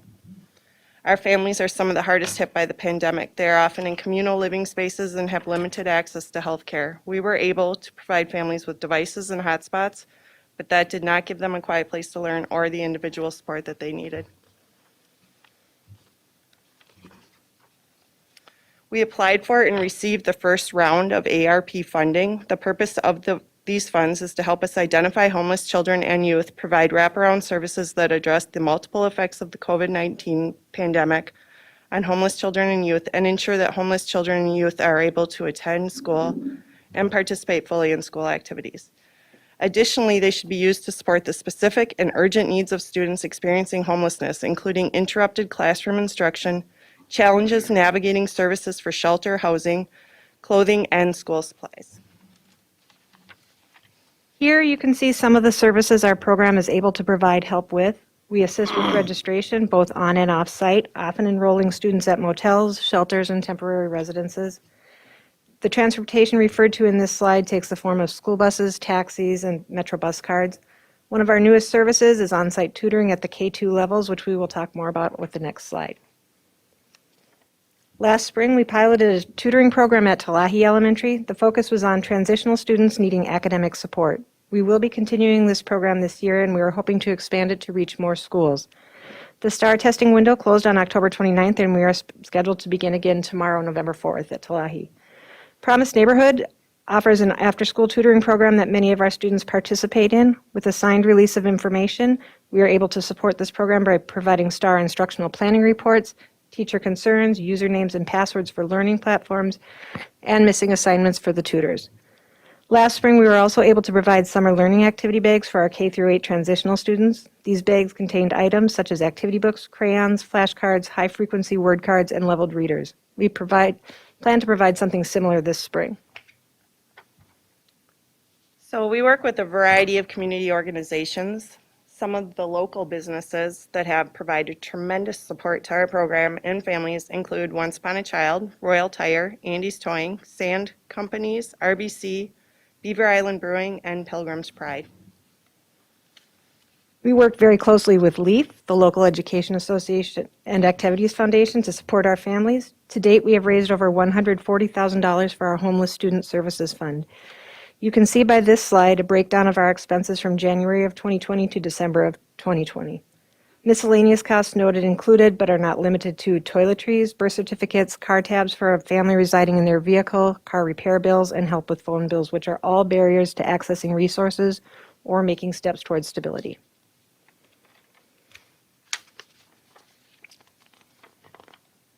What would we like to see? Permanent supportive housing. Permanent supportive housing has been a dream of mine for a long time. Tying supportive housing to the public school system is, I believe, necessary to make real changes with our families and allowing our students an opportunity for a brighter future. School attendance and participation is a requisite to housing, while also providing services related to mental health, job search and retention, parenting, education, early childhood, advocacy and support, and addressing disparities among people of color by people with lived experience are all necessary steps on the path to stabilizing our families.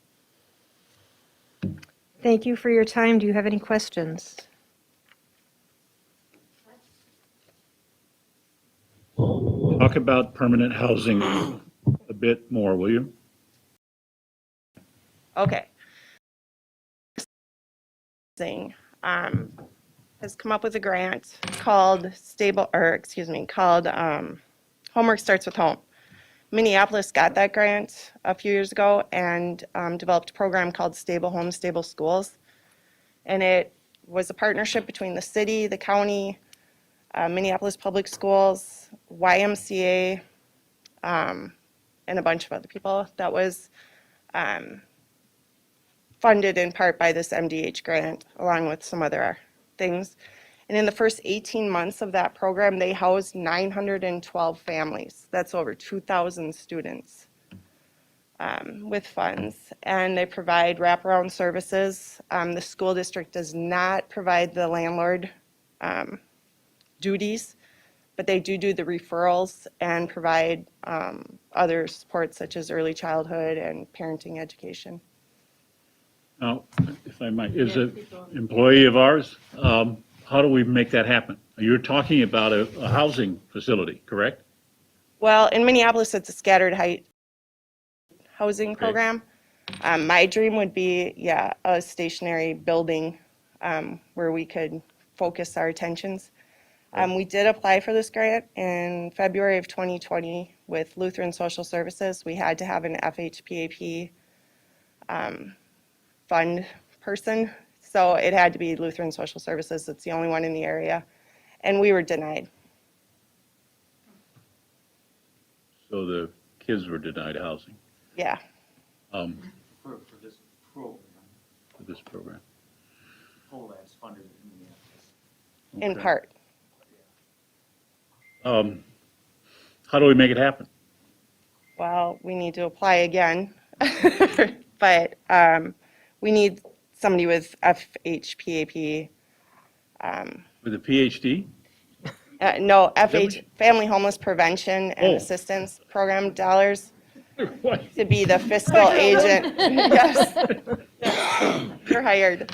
To be the fiscal agent. So right now in our area, I'm only aware of Lutheran Social Services having that, but Let me ask the question that's the big elephant in the room. Can the school district be the agent? not for this grant. If we were looking at doing a program of this nature in another way, and looking at other funding sources, then yes.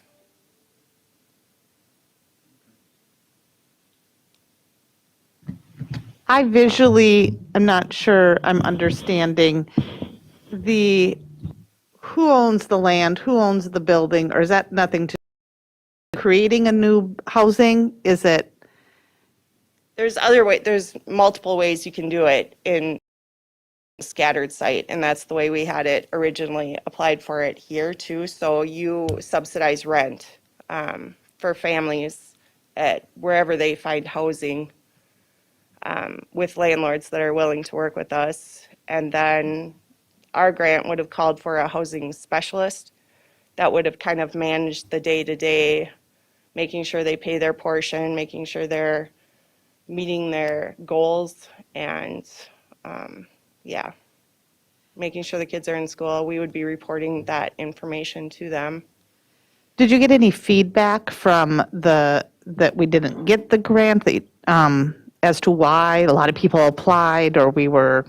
I was not told of any feedback. Lutheran Social Services was the one who, as the fiscal agent, received that response. And But- I was not told of any feedback. Was it a limited number of dollars that they Yes, gave out? there was a limited number of dollars. And we just didn't get one of the pieces of the And pie? we did not get one of the pieces, correct. And is the grant, is it every year or every 2 years? It is a reoccurring grant at this time. With COVID, it got it pushed back a little bit, but I could certainly look for other opportunities going forward. Natalie? Can you tell us who was all on board for that grant? I know it was you guys in Lutheran Social Services, but then also you had talked with, I think, city and county The and stuff. city, yep, we had city block grant funds that were on board to help us. Matt Glazeman was at those meetings. We had the county, Stearns County and Sherburne County. We had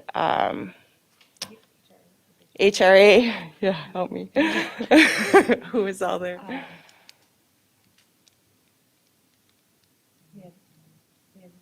Not just St. Cloud City, but St. Joe's representation. COC was there. They were on board. What's COC? Continuum of Care. Okay. Yes, everybody we could call and invite, we did, and they were all thrilled to have a program like this because we don't have anything like this in the area right now. Well, and I remember when we first started talking about this a couple of years ago, and I was first on the board, and we did kind of a deep dive into this, and the committee I was a chair of, that was like, will the city get on board? Will the county get on board? So now this is 2 years later, and you guys have gotten all those people on board and applied for it, and then to not get it was so devastating. But basically, what you're telling us, tell me if I'm wrong, is that the city and the county and people who need to be at the table are at the table. It's just how We're exactly. at the table. We haven't revisited it at all with them. They're but- staying at the table. No, I'm just kidding. Yeah, I feel like they're Permanent staying table. at the table. But yes, we did lose Lutheran Social Services. They accepted a rather large grant going in a different direction. So we would not have their support, I don't believe, going forward. So that's the missing piece is the FHPAP Yep. delineation. Or it can be a housing trust fund fiscal agent as well, which I don't think we have any in this area. And does it have to be in this area, or can it be like a fiscal host from somewhere else in Minnesota? I would have to look into that. Okay. Monica? Thank you very much for the presentation and for all your work and looking at the grant. I do have a question about strategy, and I'm not sure that the question is for you. Maybe it's for Willie. So why are these two ladies looking for a grant? So whose role is this, and where does this conversation should be? Is this, because it sounds like it is, I'm looking for, homelessness is a community problem, not a school district problem, particularly, not that we don't participate in the problem and we don't care. But it is a community problem, and I think that is great that we wanted to address it, but I'm wondering how is this included into our overall strategy of how we do things? Prior to this meeting, as these ladies were getting prepared, one of our conversations was, if you ask them a question, not know how to respond, or weren't sure, they were supposed to look up at me. At this moment, I want to go ahead and look up at them. It worked the other way. Yes, but with that being said, the way I understand the question, the why. And so the why is, and I think this is you asked a question, but I don't really think you're asking me a question. I believe that this board and all the people in this room understand the importance of trying to support students, that any needs that we can potentially support and take care of, I think we all see that as something that's imperative. One of the things that I think when you say, what are they doing, or who are they doing, or whose responsibility is, in their presentation, what I think needed to be, what is emphasized, or maybe we didn't always hear, is the fact that we recognize it's a community problem, and I say problem, it's a community, there's something going on that we need to be able to solve. And we have partnered with, they are in constant mode of trying to access resources for our students, and the resources they're getting are from the community. What the difference for them, though, is they have access to our students. In other words, when our students are coming to school and they're communicating with social workers and counselors and teachers, those two are the liaison, and I don't mean to point at you two. Those are the liaison for our staff and for our students, and then they are the liaison to be able to go and find resources for our kids. I think it is something that we recognize is a community problem, but it's displayed within our schools. We can't solve the community problem, but there are times where we can do something about what our students need and we can take care of it, and that's what they do extremely well. Not sure I answered your question. If I did not, I'm going to look at them and say, bail me out. I had a question. We really don't want to be in the landlord business. I like the idea of supporting our students, but we don't want to be buying property, setting rents, kicking people out when they don't pay it. We stay out of the landlord business, that would be the way to go. Thank you. Les? Stay out of landlord business. Thank you, I'm Scott. not sure that's possible.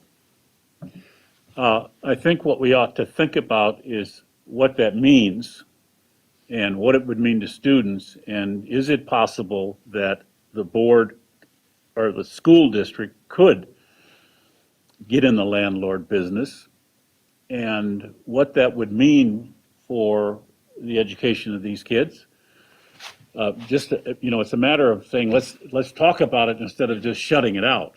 We don't know what we can do. We don't know what our capacity is. We were able to feed a lot of people in the summertime during COVID, which we hadn't done before. There's a lot of things we haven't done before. And I would tell you that some years ago, I was, when this issue first came up 15 years ago, I was violent. I was just opposed to the whole concept. But times have changed. We have a different demographic. And what does that different demographic mean in terms of how the educational system responds to the needs of the community? We may have to step into some areas that we haven't stepped into before. So, and I'm not faulting Scott. I'm just suggesting that the question of whether we don't want to be in the landlord business is not a question that's been put to the board and answered at this point. So let's leave that open as, possibility. If we would have gotten the grant, was the grant money for what exactly? Was it for housing? Was it to administer the grant? What would it cost the district to? The district, it wouldn't have cost the district anything but some of our time as far as referring families. But I'm sorry, I forgot the first part of your question. Well, okay. Is Yeah. it the money, was 100% of the dollars to housing? Yeah, a lot of it was for housing. It was to provide the subsidy for the families. It was also for personnel, a staff member who would be kind of the go-to person, who would be forging the relationships with the landlords, who would be, monitoring the people, the families that we house, who would be doing all of that day-to-day stuff. Lutheran Social Services had a role. The county was all in. They were going to have a role. So And when we make a services. referral, we were making a referral to that person that was in charge of that, or who are we referring it to? to the, do we have a name for it? I don't think we did name it. I don't know that we did name it, but we were looking at families who had experienced 3 or more years of homelessness, and then we would refer to this entity to Okay, help with that got housing it. Thank support. you. Parent. Yep. Okay, thank you. Monica?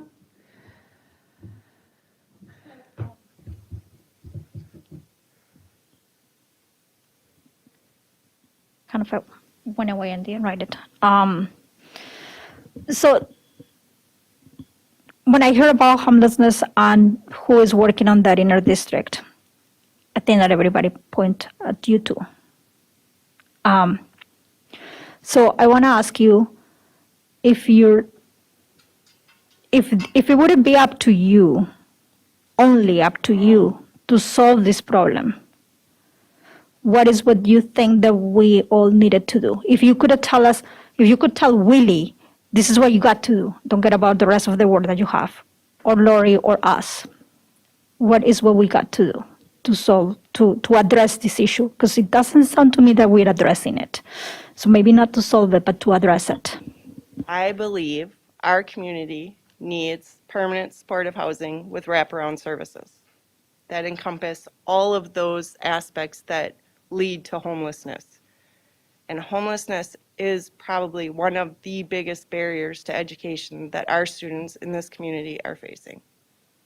It's not enough just to get a family housed. The wraparound services she's talking about helps those families remain housed because they might get into housing but not have the skills to maintain it for whatever reason. They're budgeting, they're doing the best they can, but they need help even once they're in. Right, right now in our community, is there any entity or organization that has the ability to do that? Is that Lutheran Social Services, or is there any other one that maybe doesn't have a certification, but who will we have the ability, the know-how of doing the wraparound services? There is not a program exactly like that in this community. There is some transitional housing programs, but they don't have the case management that I would be considering necessary. They're usually short-term shelter stays if there is a program with case management. Not enough time to really resolve any of the issues that have brought that family there. More often than not, a family will leave Anna Marie's shelter and they'll call us and say, I have nowhere to go. Or they will time out of a transitional housing program and they'll call us and they'll say, now I'm homeless again. So we need something more permanent for our families that are in the cycle of homelessness for reasons of mental health and, low cognitive abilities and drug and alcohol abuse and all of the things that lead to this situation. Les? How much would it cost is my first question. If we were to, I guess once you start, you really have to keep on. So if we had the ability to, I don't know, you've given us numbers of families and things like that, but what do you think it would cost to have to house, to make sure that the students were not homeless in St. Cloud? Well, that depends on, are we trying to house all of the families, and are we doing scattered site? Are we purchasing a building, and what kind of services are we going to provide? I can't remember. I think our grant, we asked for $150,000. Is that So, about? and like I said, we looked at families who had been homeless 3 or more years in our district, in our district. So we had, as a way to limit them, and did we start with the grade level span? We did elementary only. Elementary age students who had been homeless for 3 or more years. And then our focus was on students of color because they were so overrepresented in those numbers. Of the, I think, 17 families at the elementary level that had been homeless for 3 or more years, 12 of them were Black, 3 were American Indian, and 2 were white. Just to follow, if we stay away from demographics and talk about homeless children, and if we knew how to solve the problem, which seems that you might. Well, I think so. Because I worked on a grant one time that was a $9 million grant over 6 years that dealt with mental health. And there were many of these grants all around the nation. I'm not suggesting they're still there, but it seems to me that if we, and I don't know if you've ever talked to the Central Minnesota Community Foundation about being a fiscal agent, but if we're going to talk about stuff like this, I don't want to have to feeling bad because we didn't do anything about it. If we're going to talk about it, we ought to think about what we can do about it. And if we can't do anything about it, we should just simply say, tough bounce. But not just keep gnashing our teeth in that kind of thing. If we have the ability to gather, to put you people to work and to gather a bunch of folks around saying that we're going to try and do something serious about this, then maybe we ought to think about what it's going to cost and then start down the path of saying, let's try it. I mean, I don't know if that's possible or not, but I don't want to have you come here, tell us all this stuff, and then 15 years from now, we still have the same homeless students that we had 15 years ago when I first heard. That's not your fault, by the way. I'm not angry at you. I'm No, just kind I of. understand completely. Mhm.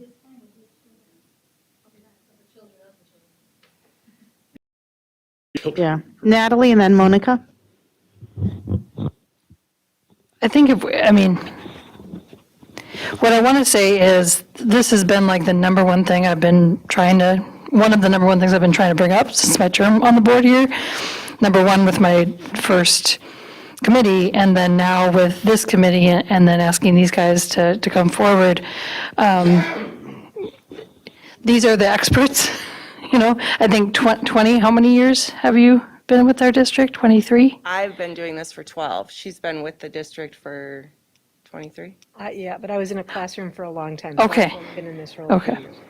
So, and we see, if you read the Minneapolis Public Housing Authority study of what's going on here, that's what you're mimicking, because they started with just elementary kids and said these 17 families, we're going to house them as kind of like a pilot, and then we'll grow from there. And you see Jacob Frey on here talking specifically about, here's how we did the landlord thing, here's how we the school district wasn't the one to kick them out or anything like that. So let's, like Les said, let's not let, I don't want to be in the landlord business sort of thing, like that just shuts down conversations. I hope I don't have to hear that again. That makes me really angry, to be super honest, because this is such a need, and it's been a need since I've been on the board, and it's been a need so much longer than that. And I wish we got the grant, but like if since the community is all behind it, now I think we can just say it's not, I would like to be able to say it's not if, it's when, sort of a thing, and then make sure that we're always at the table with this conversation, moving it to the next level.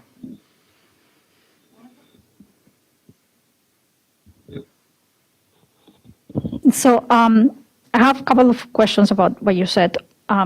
What is an unaccompanied minor? Unaccompanied minor, An unaccompanied youth is a Or youth youth. that is not living with a custodial parent or caregiver. Oftentimes they're homeless, they're couch hopping. So if I'm not living with my parents, I might be living with my uncle. Oftentimes they're couch hopping, they're doubled up. Sometimes they're staying in shelters. We have kids at 180 that are all unaccompanied youth because they're not with their custodial caregivers. And also the children or youth that you see, are they from this community? And how do you, if you know, how do you know? The children that we have are all from our community. They're all from our schools. And we get referrals as they register. We get referrals from various, from the hotels, the shelters, places like Promise Neighborhood, Higher Works Helping Collaboratives. homeless, yeah. They place all to go. refer them to them. We get a lot of people who, oh, you should call one of these people. Yeah, Anna Marie's. A lot of people who say, oh, they've been in that situation, so they refer them to us. Word of mouth, a lot of word of mouth. You helped my sister last year, can you help me this year, type of stuff. Thank you.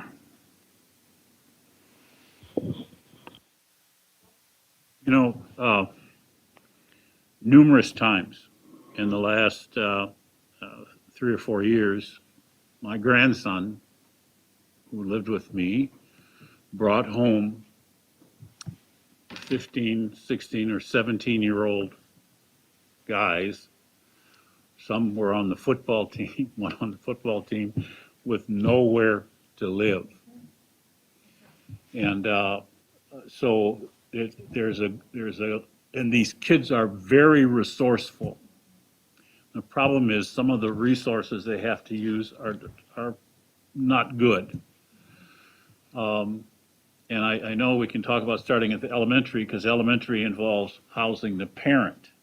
but we have some kids out there that are alone who are 15, 16, 17 years old, who are fending for themselves. And it might be a place to start is that the ones who are at most risk and at most possibly could give us trouble winding up in criminal justice and those kinds of things, because they're old enough to realize that if there's no other hope or other option, they have to figure something out. So it's not a small problem. The 15, 16, and 17-year-olds we don't hear as much about because they're so damn resourceful. And they wind up staying with friends and whatever, and they come hungry. And so we might want to think about, well, I don't, I mean, I don't still want to keep talking about it and doing nothing about it. That's the point. I didn't realize you people have been working for us for all this time. And we, you know what, we weren't in the restaurant business either, but we got in it.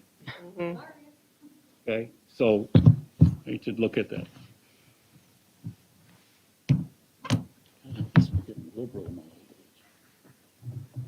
We do wrap ourselves around the unaccompanied youth.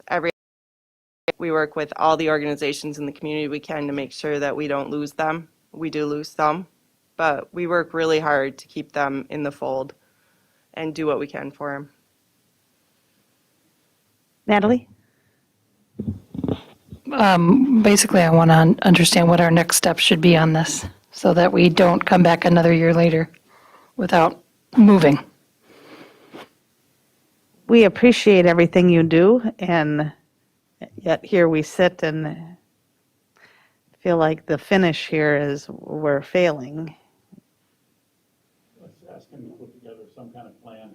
Comes through the superintendent and says, here's some options for you. Here's what we can do as a district, and here are the people we have to talk to, and how to go about that. I think we have some folks on this board who have expertise in that thing, and that we can at least begin to talk about it. Monica? So are there other people or groups in our community, the city hall, for example, I mean, city council, for example, talking about this? So how is this, who and else are talking about this, and how do we define the leadership of project or a work about it? That's what we need to explore, I think.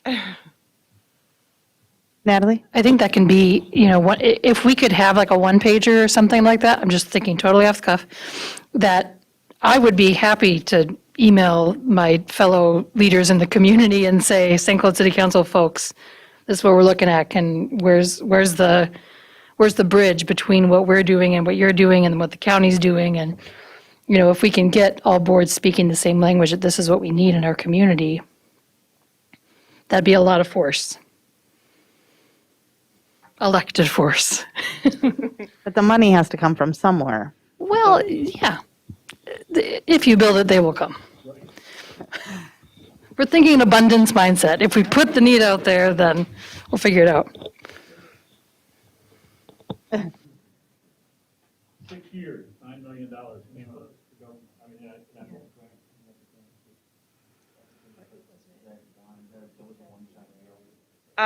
It is coming up again, but I don't know when, and I don't know how to apply for it without FHPAP support as a fiscal agent, but I can look into it and reach out and see if we have other options in the community. Okay. I will do that. Thank you for all your hard work and passionate work. Thank you. Can I just, Tough jobs. can I Yeah, just throw one please. thing out there, ladies? Pardon me? You don't always hear it. I think you feel the appreciation from the board. If you always get, I watch when certain families and things or students might say something to you, and I hope that you take that as, I don't know, that pat on the back that you're doing something well, but just as a system in general, you're kind of under the radar. And when I say under the radar, you're kind of under the radar just based on where you're housed. If you sit here and look at the DAO, you guys are back behind something. So just want to actually publicly say it out loud. Thanks for what you do for all of our students. Thank you. Yeah, you waved when you got on the elevator. Thank you.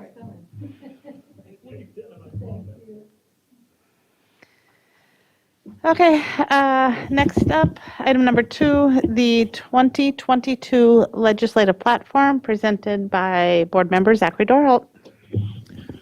Well, one, just to clarify, this was just brought up for work session, more or less for discussion. There's no specific update.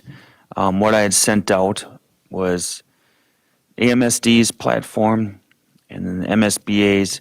They don't call it a platform, but they call it their policies. It's similar to a platform. Their policies are things that are voted on, and one might be Al's resolution that was submitted. They vote on theirs in December. AMSD conference is November 17th. I plan to be there. My hope and goal out of tonight is simply to ask for feedback on what you think should be in, not just what you think should be in this platform, and also to formally ask for open staff feedback too. Because they have, whether it's teachers, custodial staff, whomever, they're all impacted by policies. And to get their input will help us, one, know what we're really asking for, and then two, kind of keep it local. Because the end goal of this would be to go to the 5 or 6 legislators that represent portions of 742 and share them. That's what I understand is the goal of having this committee now compared to the past. So what you see up there is the last platform. And of course, number 1, and I'm assuming that would still be our number 1 priority, is closing that gap. We're doing that. Is that, are you just shaking head at the numbers, or yeah? So the cross subsidy, I plan on keeping that as priority number 1, and all the cage rattling that this district and prior board members have done in the past. Now look, we have the AMSD and maybe MSBA both are going to have something similar in writing and statewide platforms. Of course, those numbers need to be a little adjusted because they've gone up, yet the sad but also a good problem is more districts are having this same issue. So we're not as alone in this as we have been in the past. So I think, and then I don't know, maybe just cruise down to goal number 2. That's very general. Adequately fund education, increase enrollment by 3%. That's standard MSBA kind of language. I think everybody was surprised the last legislative session that the 3 and 3 was more than what some people hoped for. So it allowed us to negotiate well and not have to go out for operating levy. This one here, that's very general. It'd kind of be cool to have that a little more specific to our district. Remember, I want to be able to ask our local representatives, have them know what's specific to our district. And then 3 on there. So pre-K, we know our, we could always take more, right? It's great, but we have to close off our enrollment. I'm supportive of this. Former Governor Dayton, this was his number 1 regret, was not being able to fully fund universal pre-K.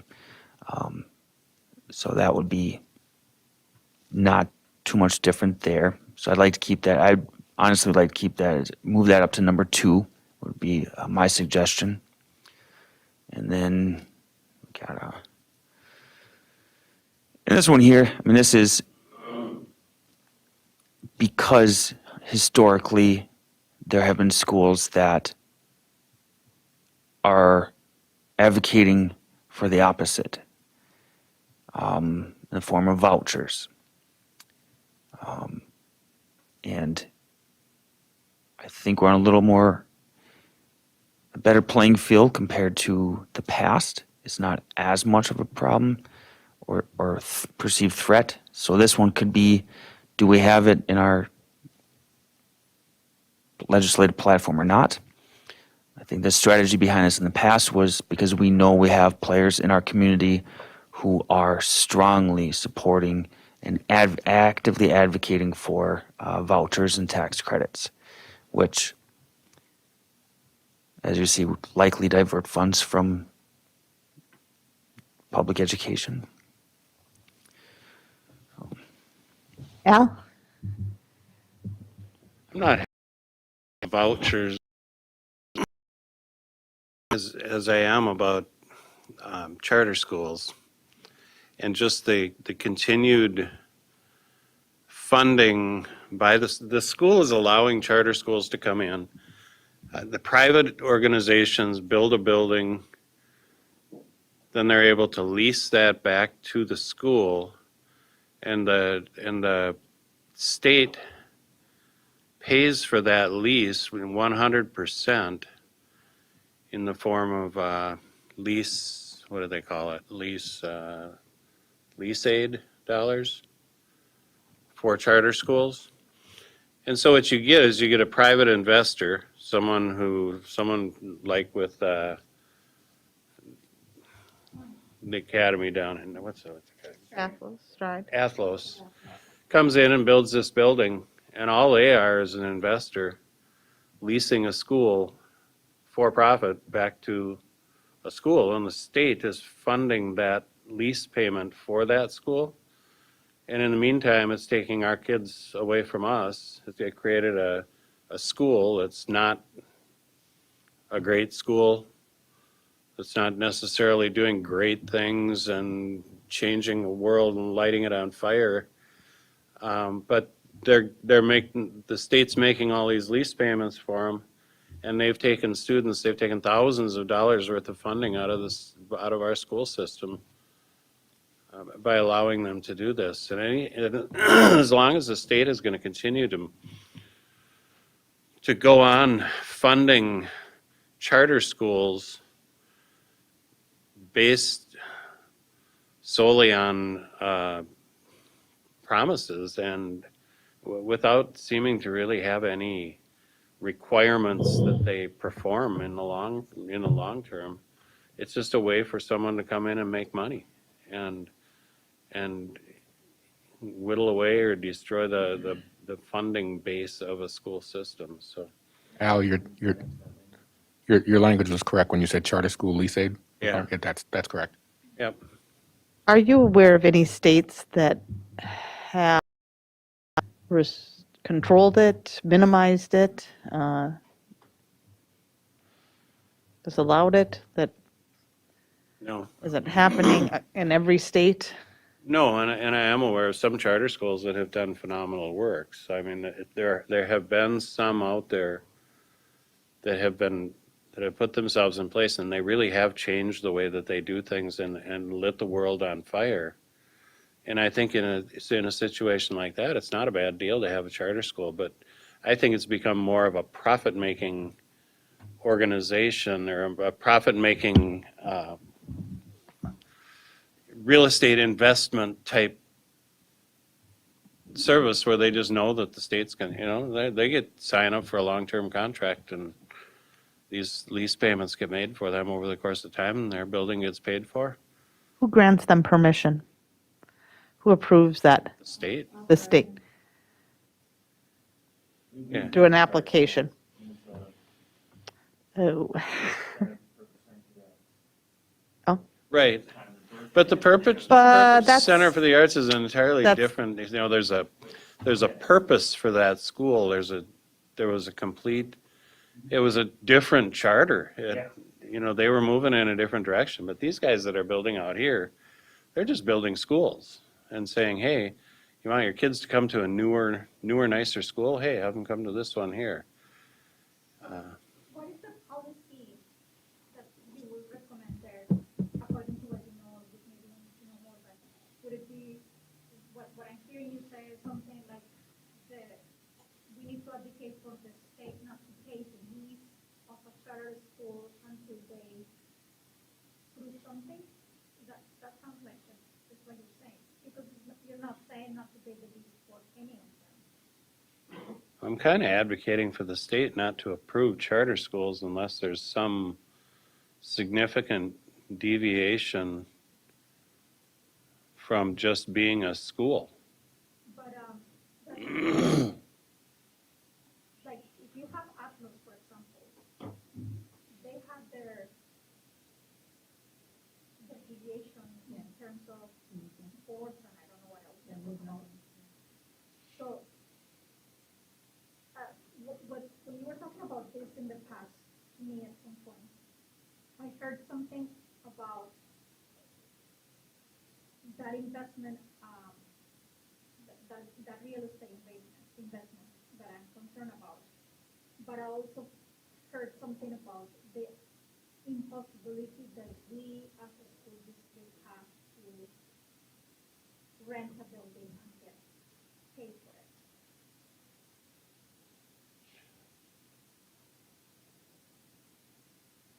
We couldn't do the same. No, we can't just go out and say we want to build a new elementary school, so let's build it and have the state fund it for us. But that's what they do with charter schools. It's a bothersome thing.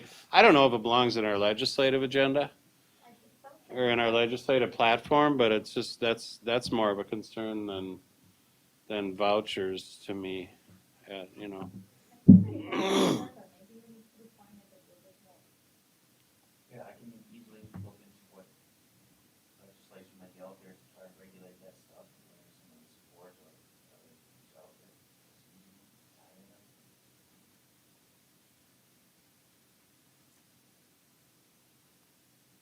Yeah, because for us to build a school, if we want to replace Lincoln, we have to go to the public with a levy request and have the public vote in favor of building a new school. Whereas with the charter schools, they build the new school and the state says, here's your lease aid, we'll fund this for the next 25 years during the course of your charter. And then at the end of the 25 years, since it is privately owned, it's a privately owned building, that asset belongs to an organization, not. So I don't know. It's wrong, but the idea behind charter schools was not bad. The initial.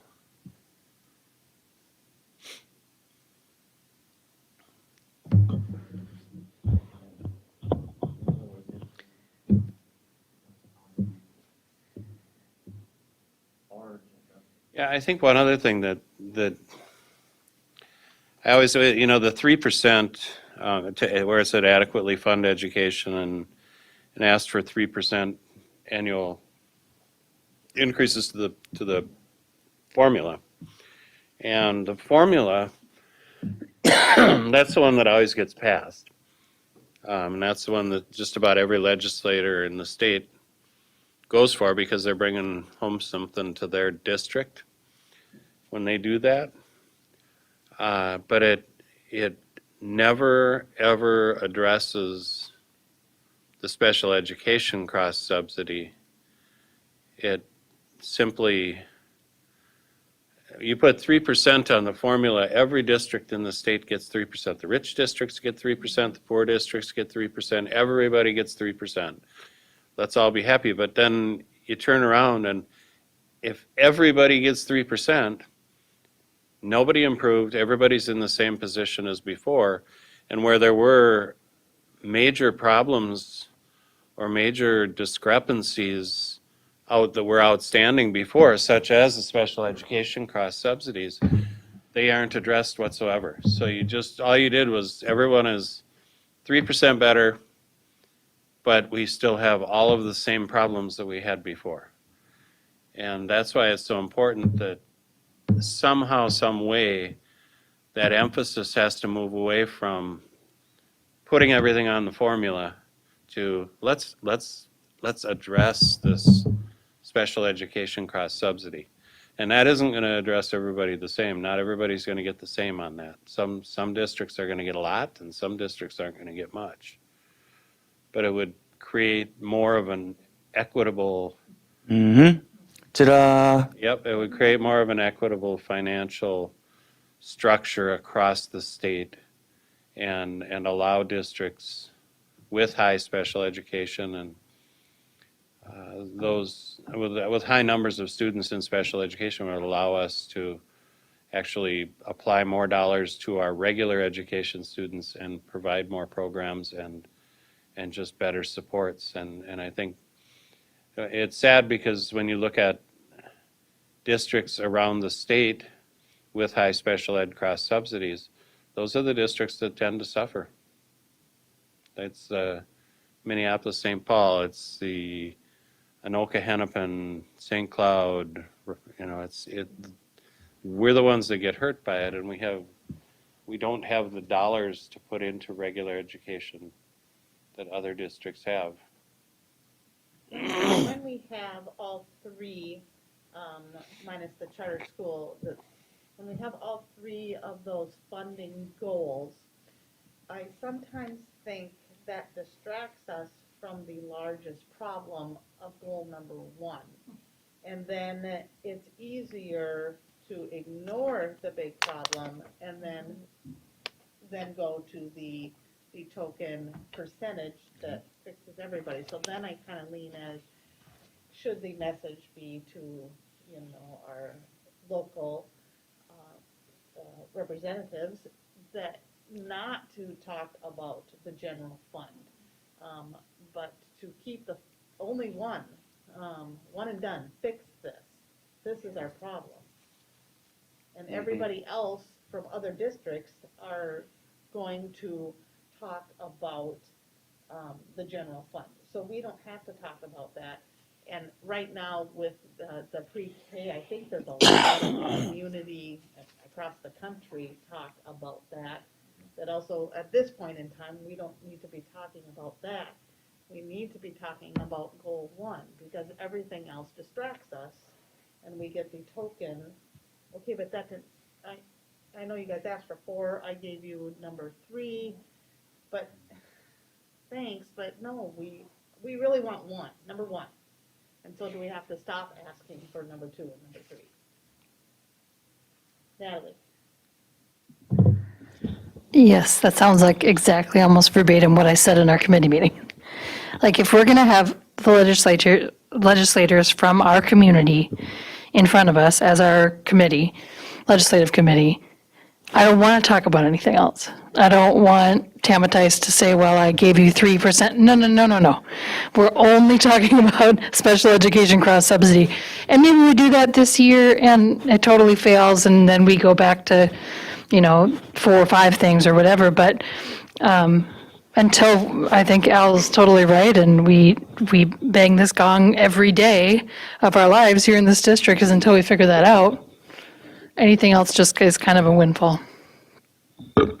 So I'm a fan of having one priority, the end. Well, I'm a fan of that too, but my concern is that will help a lot, but will not solve all our issues. And I don't just want it to, maybe I shouldn't be concerned about that. But should I be concerned that people hear that, okay, once we fix that, we'll fix District 742 problems? I'm not.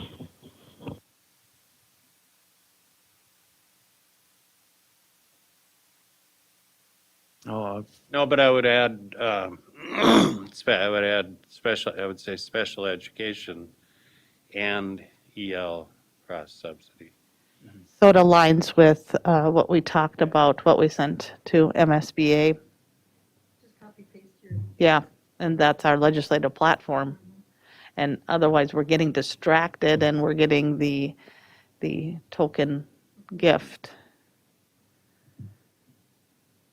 Yeah, it couldn't be more clear if we brought it down to one.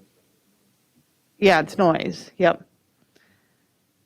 Distracting from the real problem. Well, I think the pre-K stuff, there's been a lot of progress made on that. Yes, We've yeah. had a lot of funding come in for Yep. that, and we've been able to maintain that, so. And that conversation it's out there now. So we don't, right at this point, we don't need to be talking about it. We always highlight how it's incredibly difficult to address anything else, knowing that this is the 800-pound gorilla just Yeah. right over there.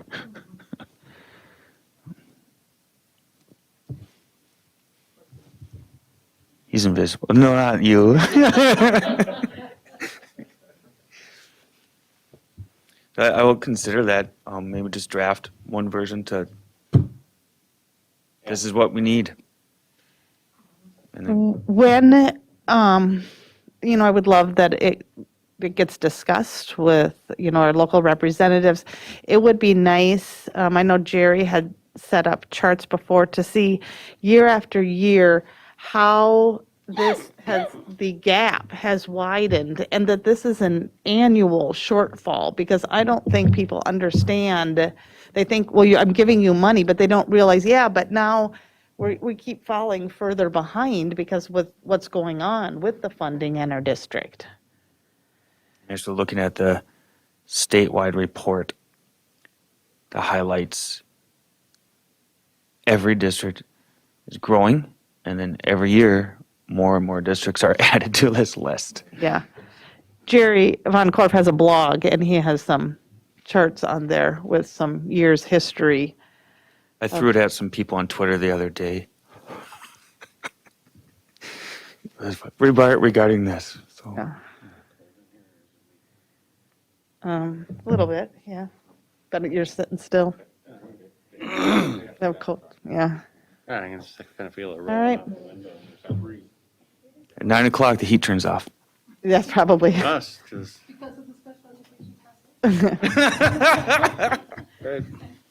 So that's all I have. I think that was good discussions. I would throw this together.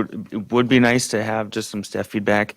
When I'm looking at policy stuff, thankfully there doesn't appear to be anything significant that's hot and heavy coming up to legislature this year. But I don't know that for sure. If there is, and there's something that would adversely affect us, or something that we definitely need in state statute rather than just trying to do it on our own, then that's kind of info I'm looking for from district. Thanks, Zach. As Mike's nodding his head. All right.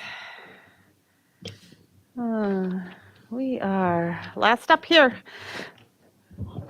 Schools update presented tonight by Dr. Lori Putnam, Assistant Superintendent for Secondary Education, and Dr. Mike Rivard, Assistant Superintendent for Elementary Education.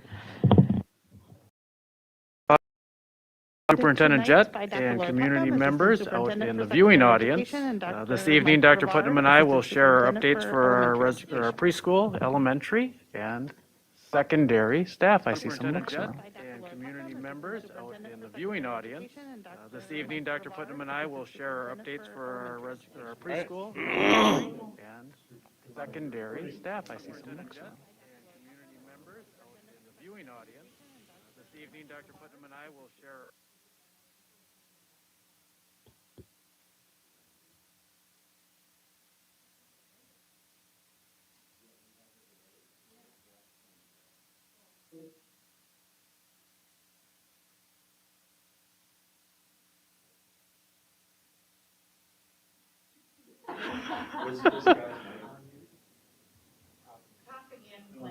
Your microphone has been off for a long time, it's on. Are we?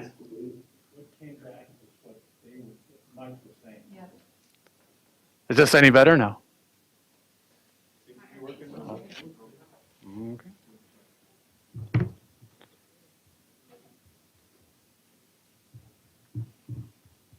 Now I seem to be out of present mode.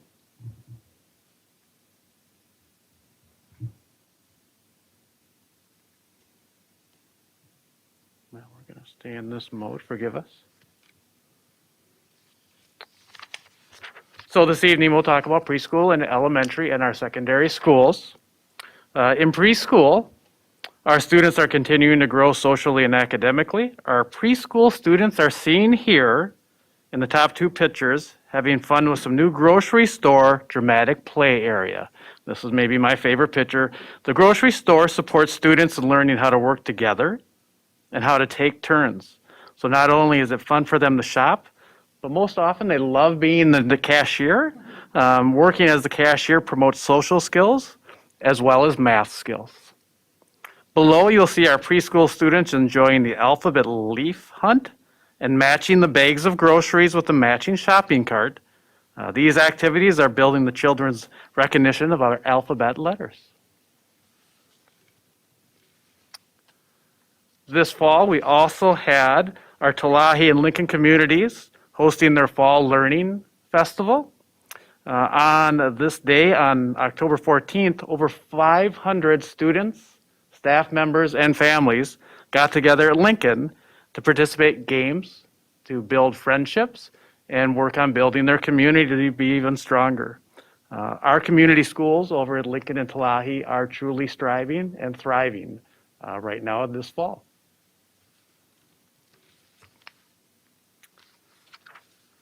October was also National Bullying Prevention Month. Unity Day is held on the third or fourth Wednesday in October across the United States. This is a special day that was created to unite all people in schools, communities, and online against bullying. You'll notice that the color orange was chosen to represent Unity Day because it's described as vibrant, warm, and inviting. All students are encouraged to wear something orange on this day. The support of Unity Day may be showed even beyond the schools when we see adults and others encouraged to wear orange in the workplace and out in our community. So in our pictures, what do we see? We see Kennedy students wearing orange and preparing activities for Unity Day. And next to this, we see a photo with sticky notes on lockers. And on those lockers, you'll see sticky notes that are saying you are kind and be yourself, and they're sharing those with their friends. Our three small pictures near the bottom are of Dave the dolphin, which is over at Discovery, which I see Superintendent Jett giving me a look. Yes, I'm not sure if that is a dolphin. I did question our principal over at Discovery about that, but that is Dave the dolphin, and he worked during Unity Week on Bullying Prevention Month to stress kindness and unity with each other. And he was visiting all classrooms at Discovery. And they called their kindness campaign at Discovery, Let's Do It for Dave. The dolphin / shark, or whatever we're calling him as a mammal this evening. Also during the month of October, Madison incorporated a school spirit week as part of their bullying prevention month. Here we see some pictures from Spirit Week, Hat Day, and Madison's virtual family math night, which was a great success this year for Madison. Families joined staff during an evening working virtually on fun math games from their homes. So somewhat of a continuation of some of the activities that we've been doing over the last year and a half during the pandemic.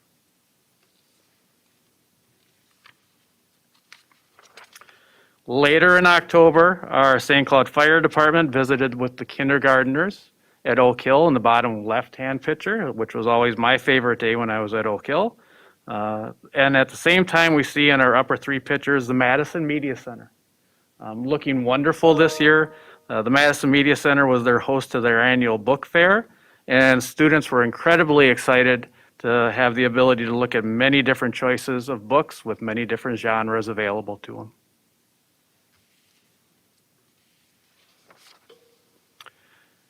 And last month, and last but not least, Principal Wellheit presented about Kennedy Community Schools' work in STEAM, and she has some pictures and some activities she wanted to share with you.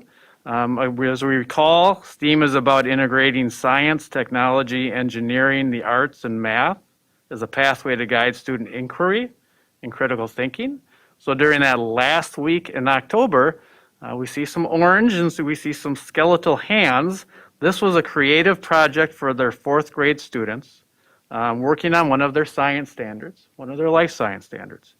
And in these pictures, you see our students learning about x-rays and drawing their own skeletal hands. In this type of hands-on activity, forgive the pun, the students are learning about bones, the technology of x-ray machine advancement, art strategies, all in this one activity. And then you could imagine if you drove by Kennedy and St. Joseph on an evening, that might look a little bit spooky or scary to see all those hands up on the walls and the windows.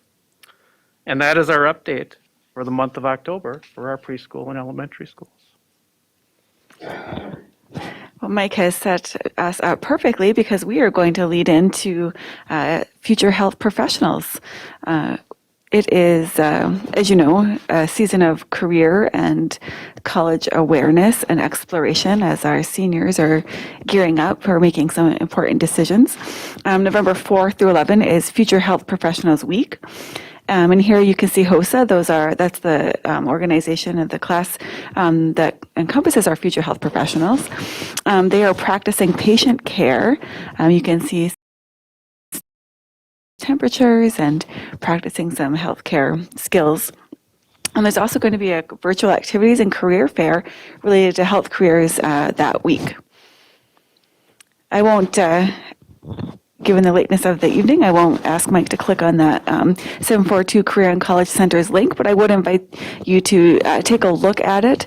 It is available to all of our high school students and is an incredible resource.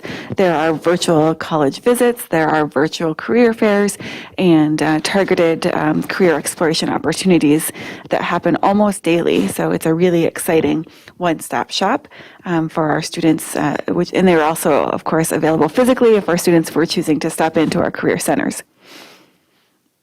Also, speaking of fall and winter season, we had some of our students who are state-bound as we move into activities. So just want to congratulate our cross-country state participants from Apollo. There in the bottom left, you can see Jackson Garrett's, Zilly Lesner, Malcolm Snowberg, and Elijah Priestley. The top picture is our Tech Boys soccer team. I don't have a photo, but our Crush adopted soccer team just made it to state. And then you see one of our doubles teams who made it. There's Paige Trolley and Ella Merle. So we want to say congratulations to our very successful fall athletes and all of our participants who participated in activities. And then it is winter season. So you can see there's also our 6th grade sports sampler was just wrapped up. There was a huge hit. The students there, you can see, are just finished a cross-country meet. Typically, cross-country is not available to 6th grade students, so take a look at all of those future athletes who got to dip their toes into a new activity. Again, I won't ask Mike to play it, but there is a beautiful 30-second video available on our website. It's highly dramatic and highly exciting, introducing our winter sports. It's a beautiful winter sports promo that our communications department had an entire wonderful hand in creating. So we're really excited about the career and college opportunities, the academic opportunities that are happening, and the activities that are going on in our secondary schools. We welcome any questions.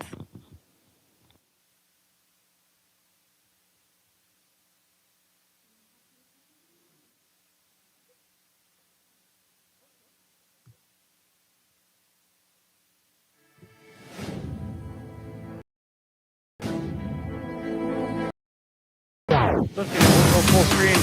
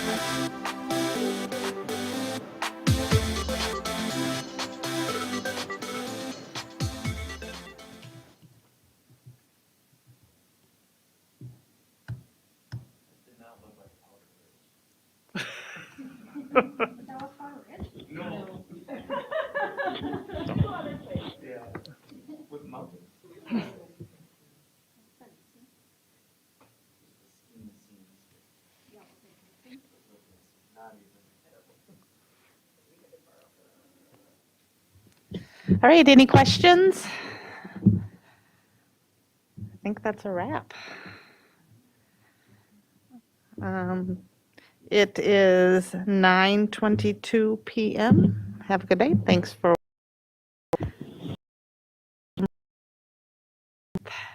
Have a good night.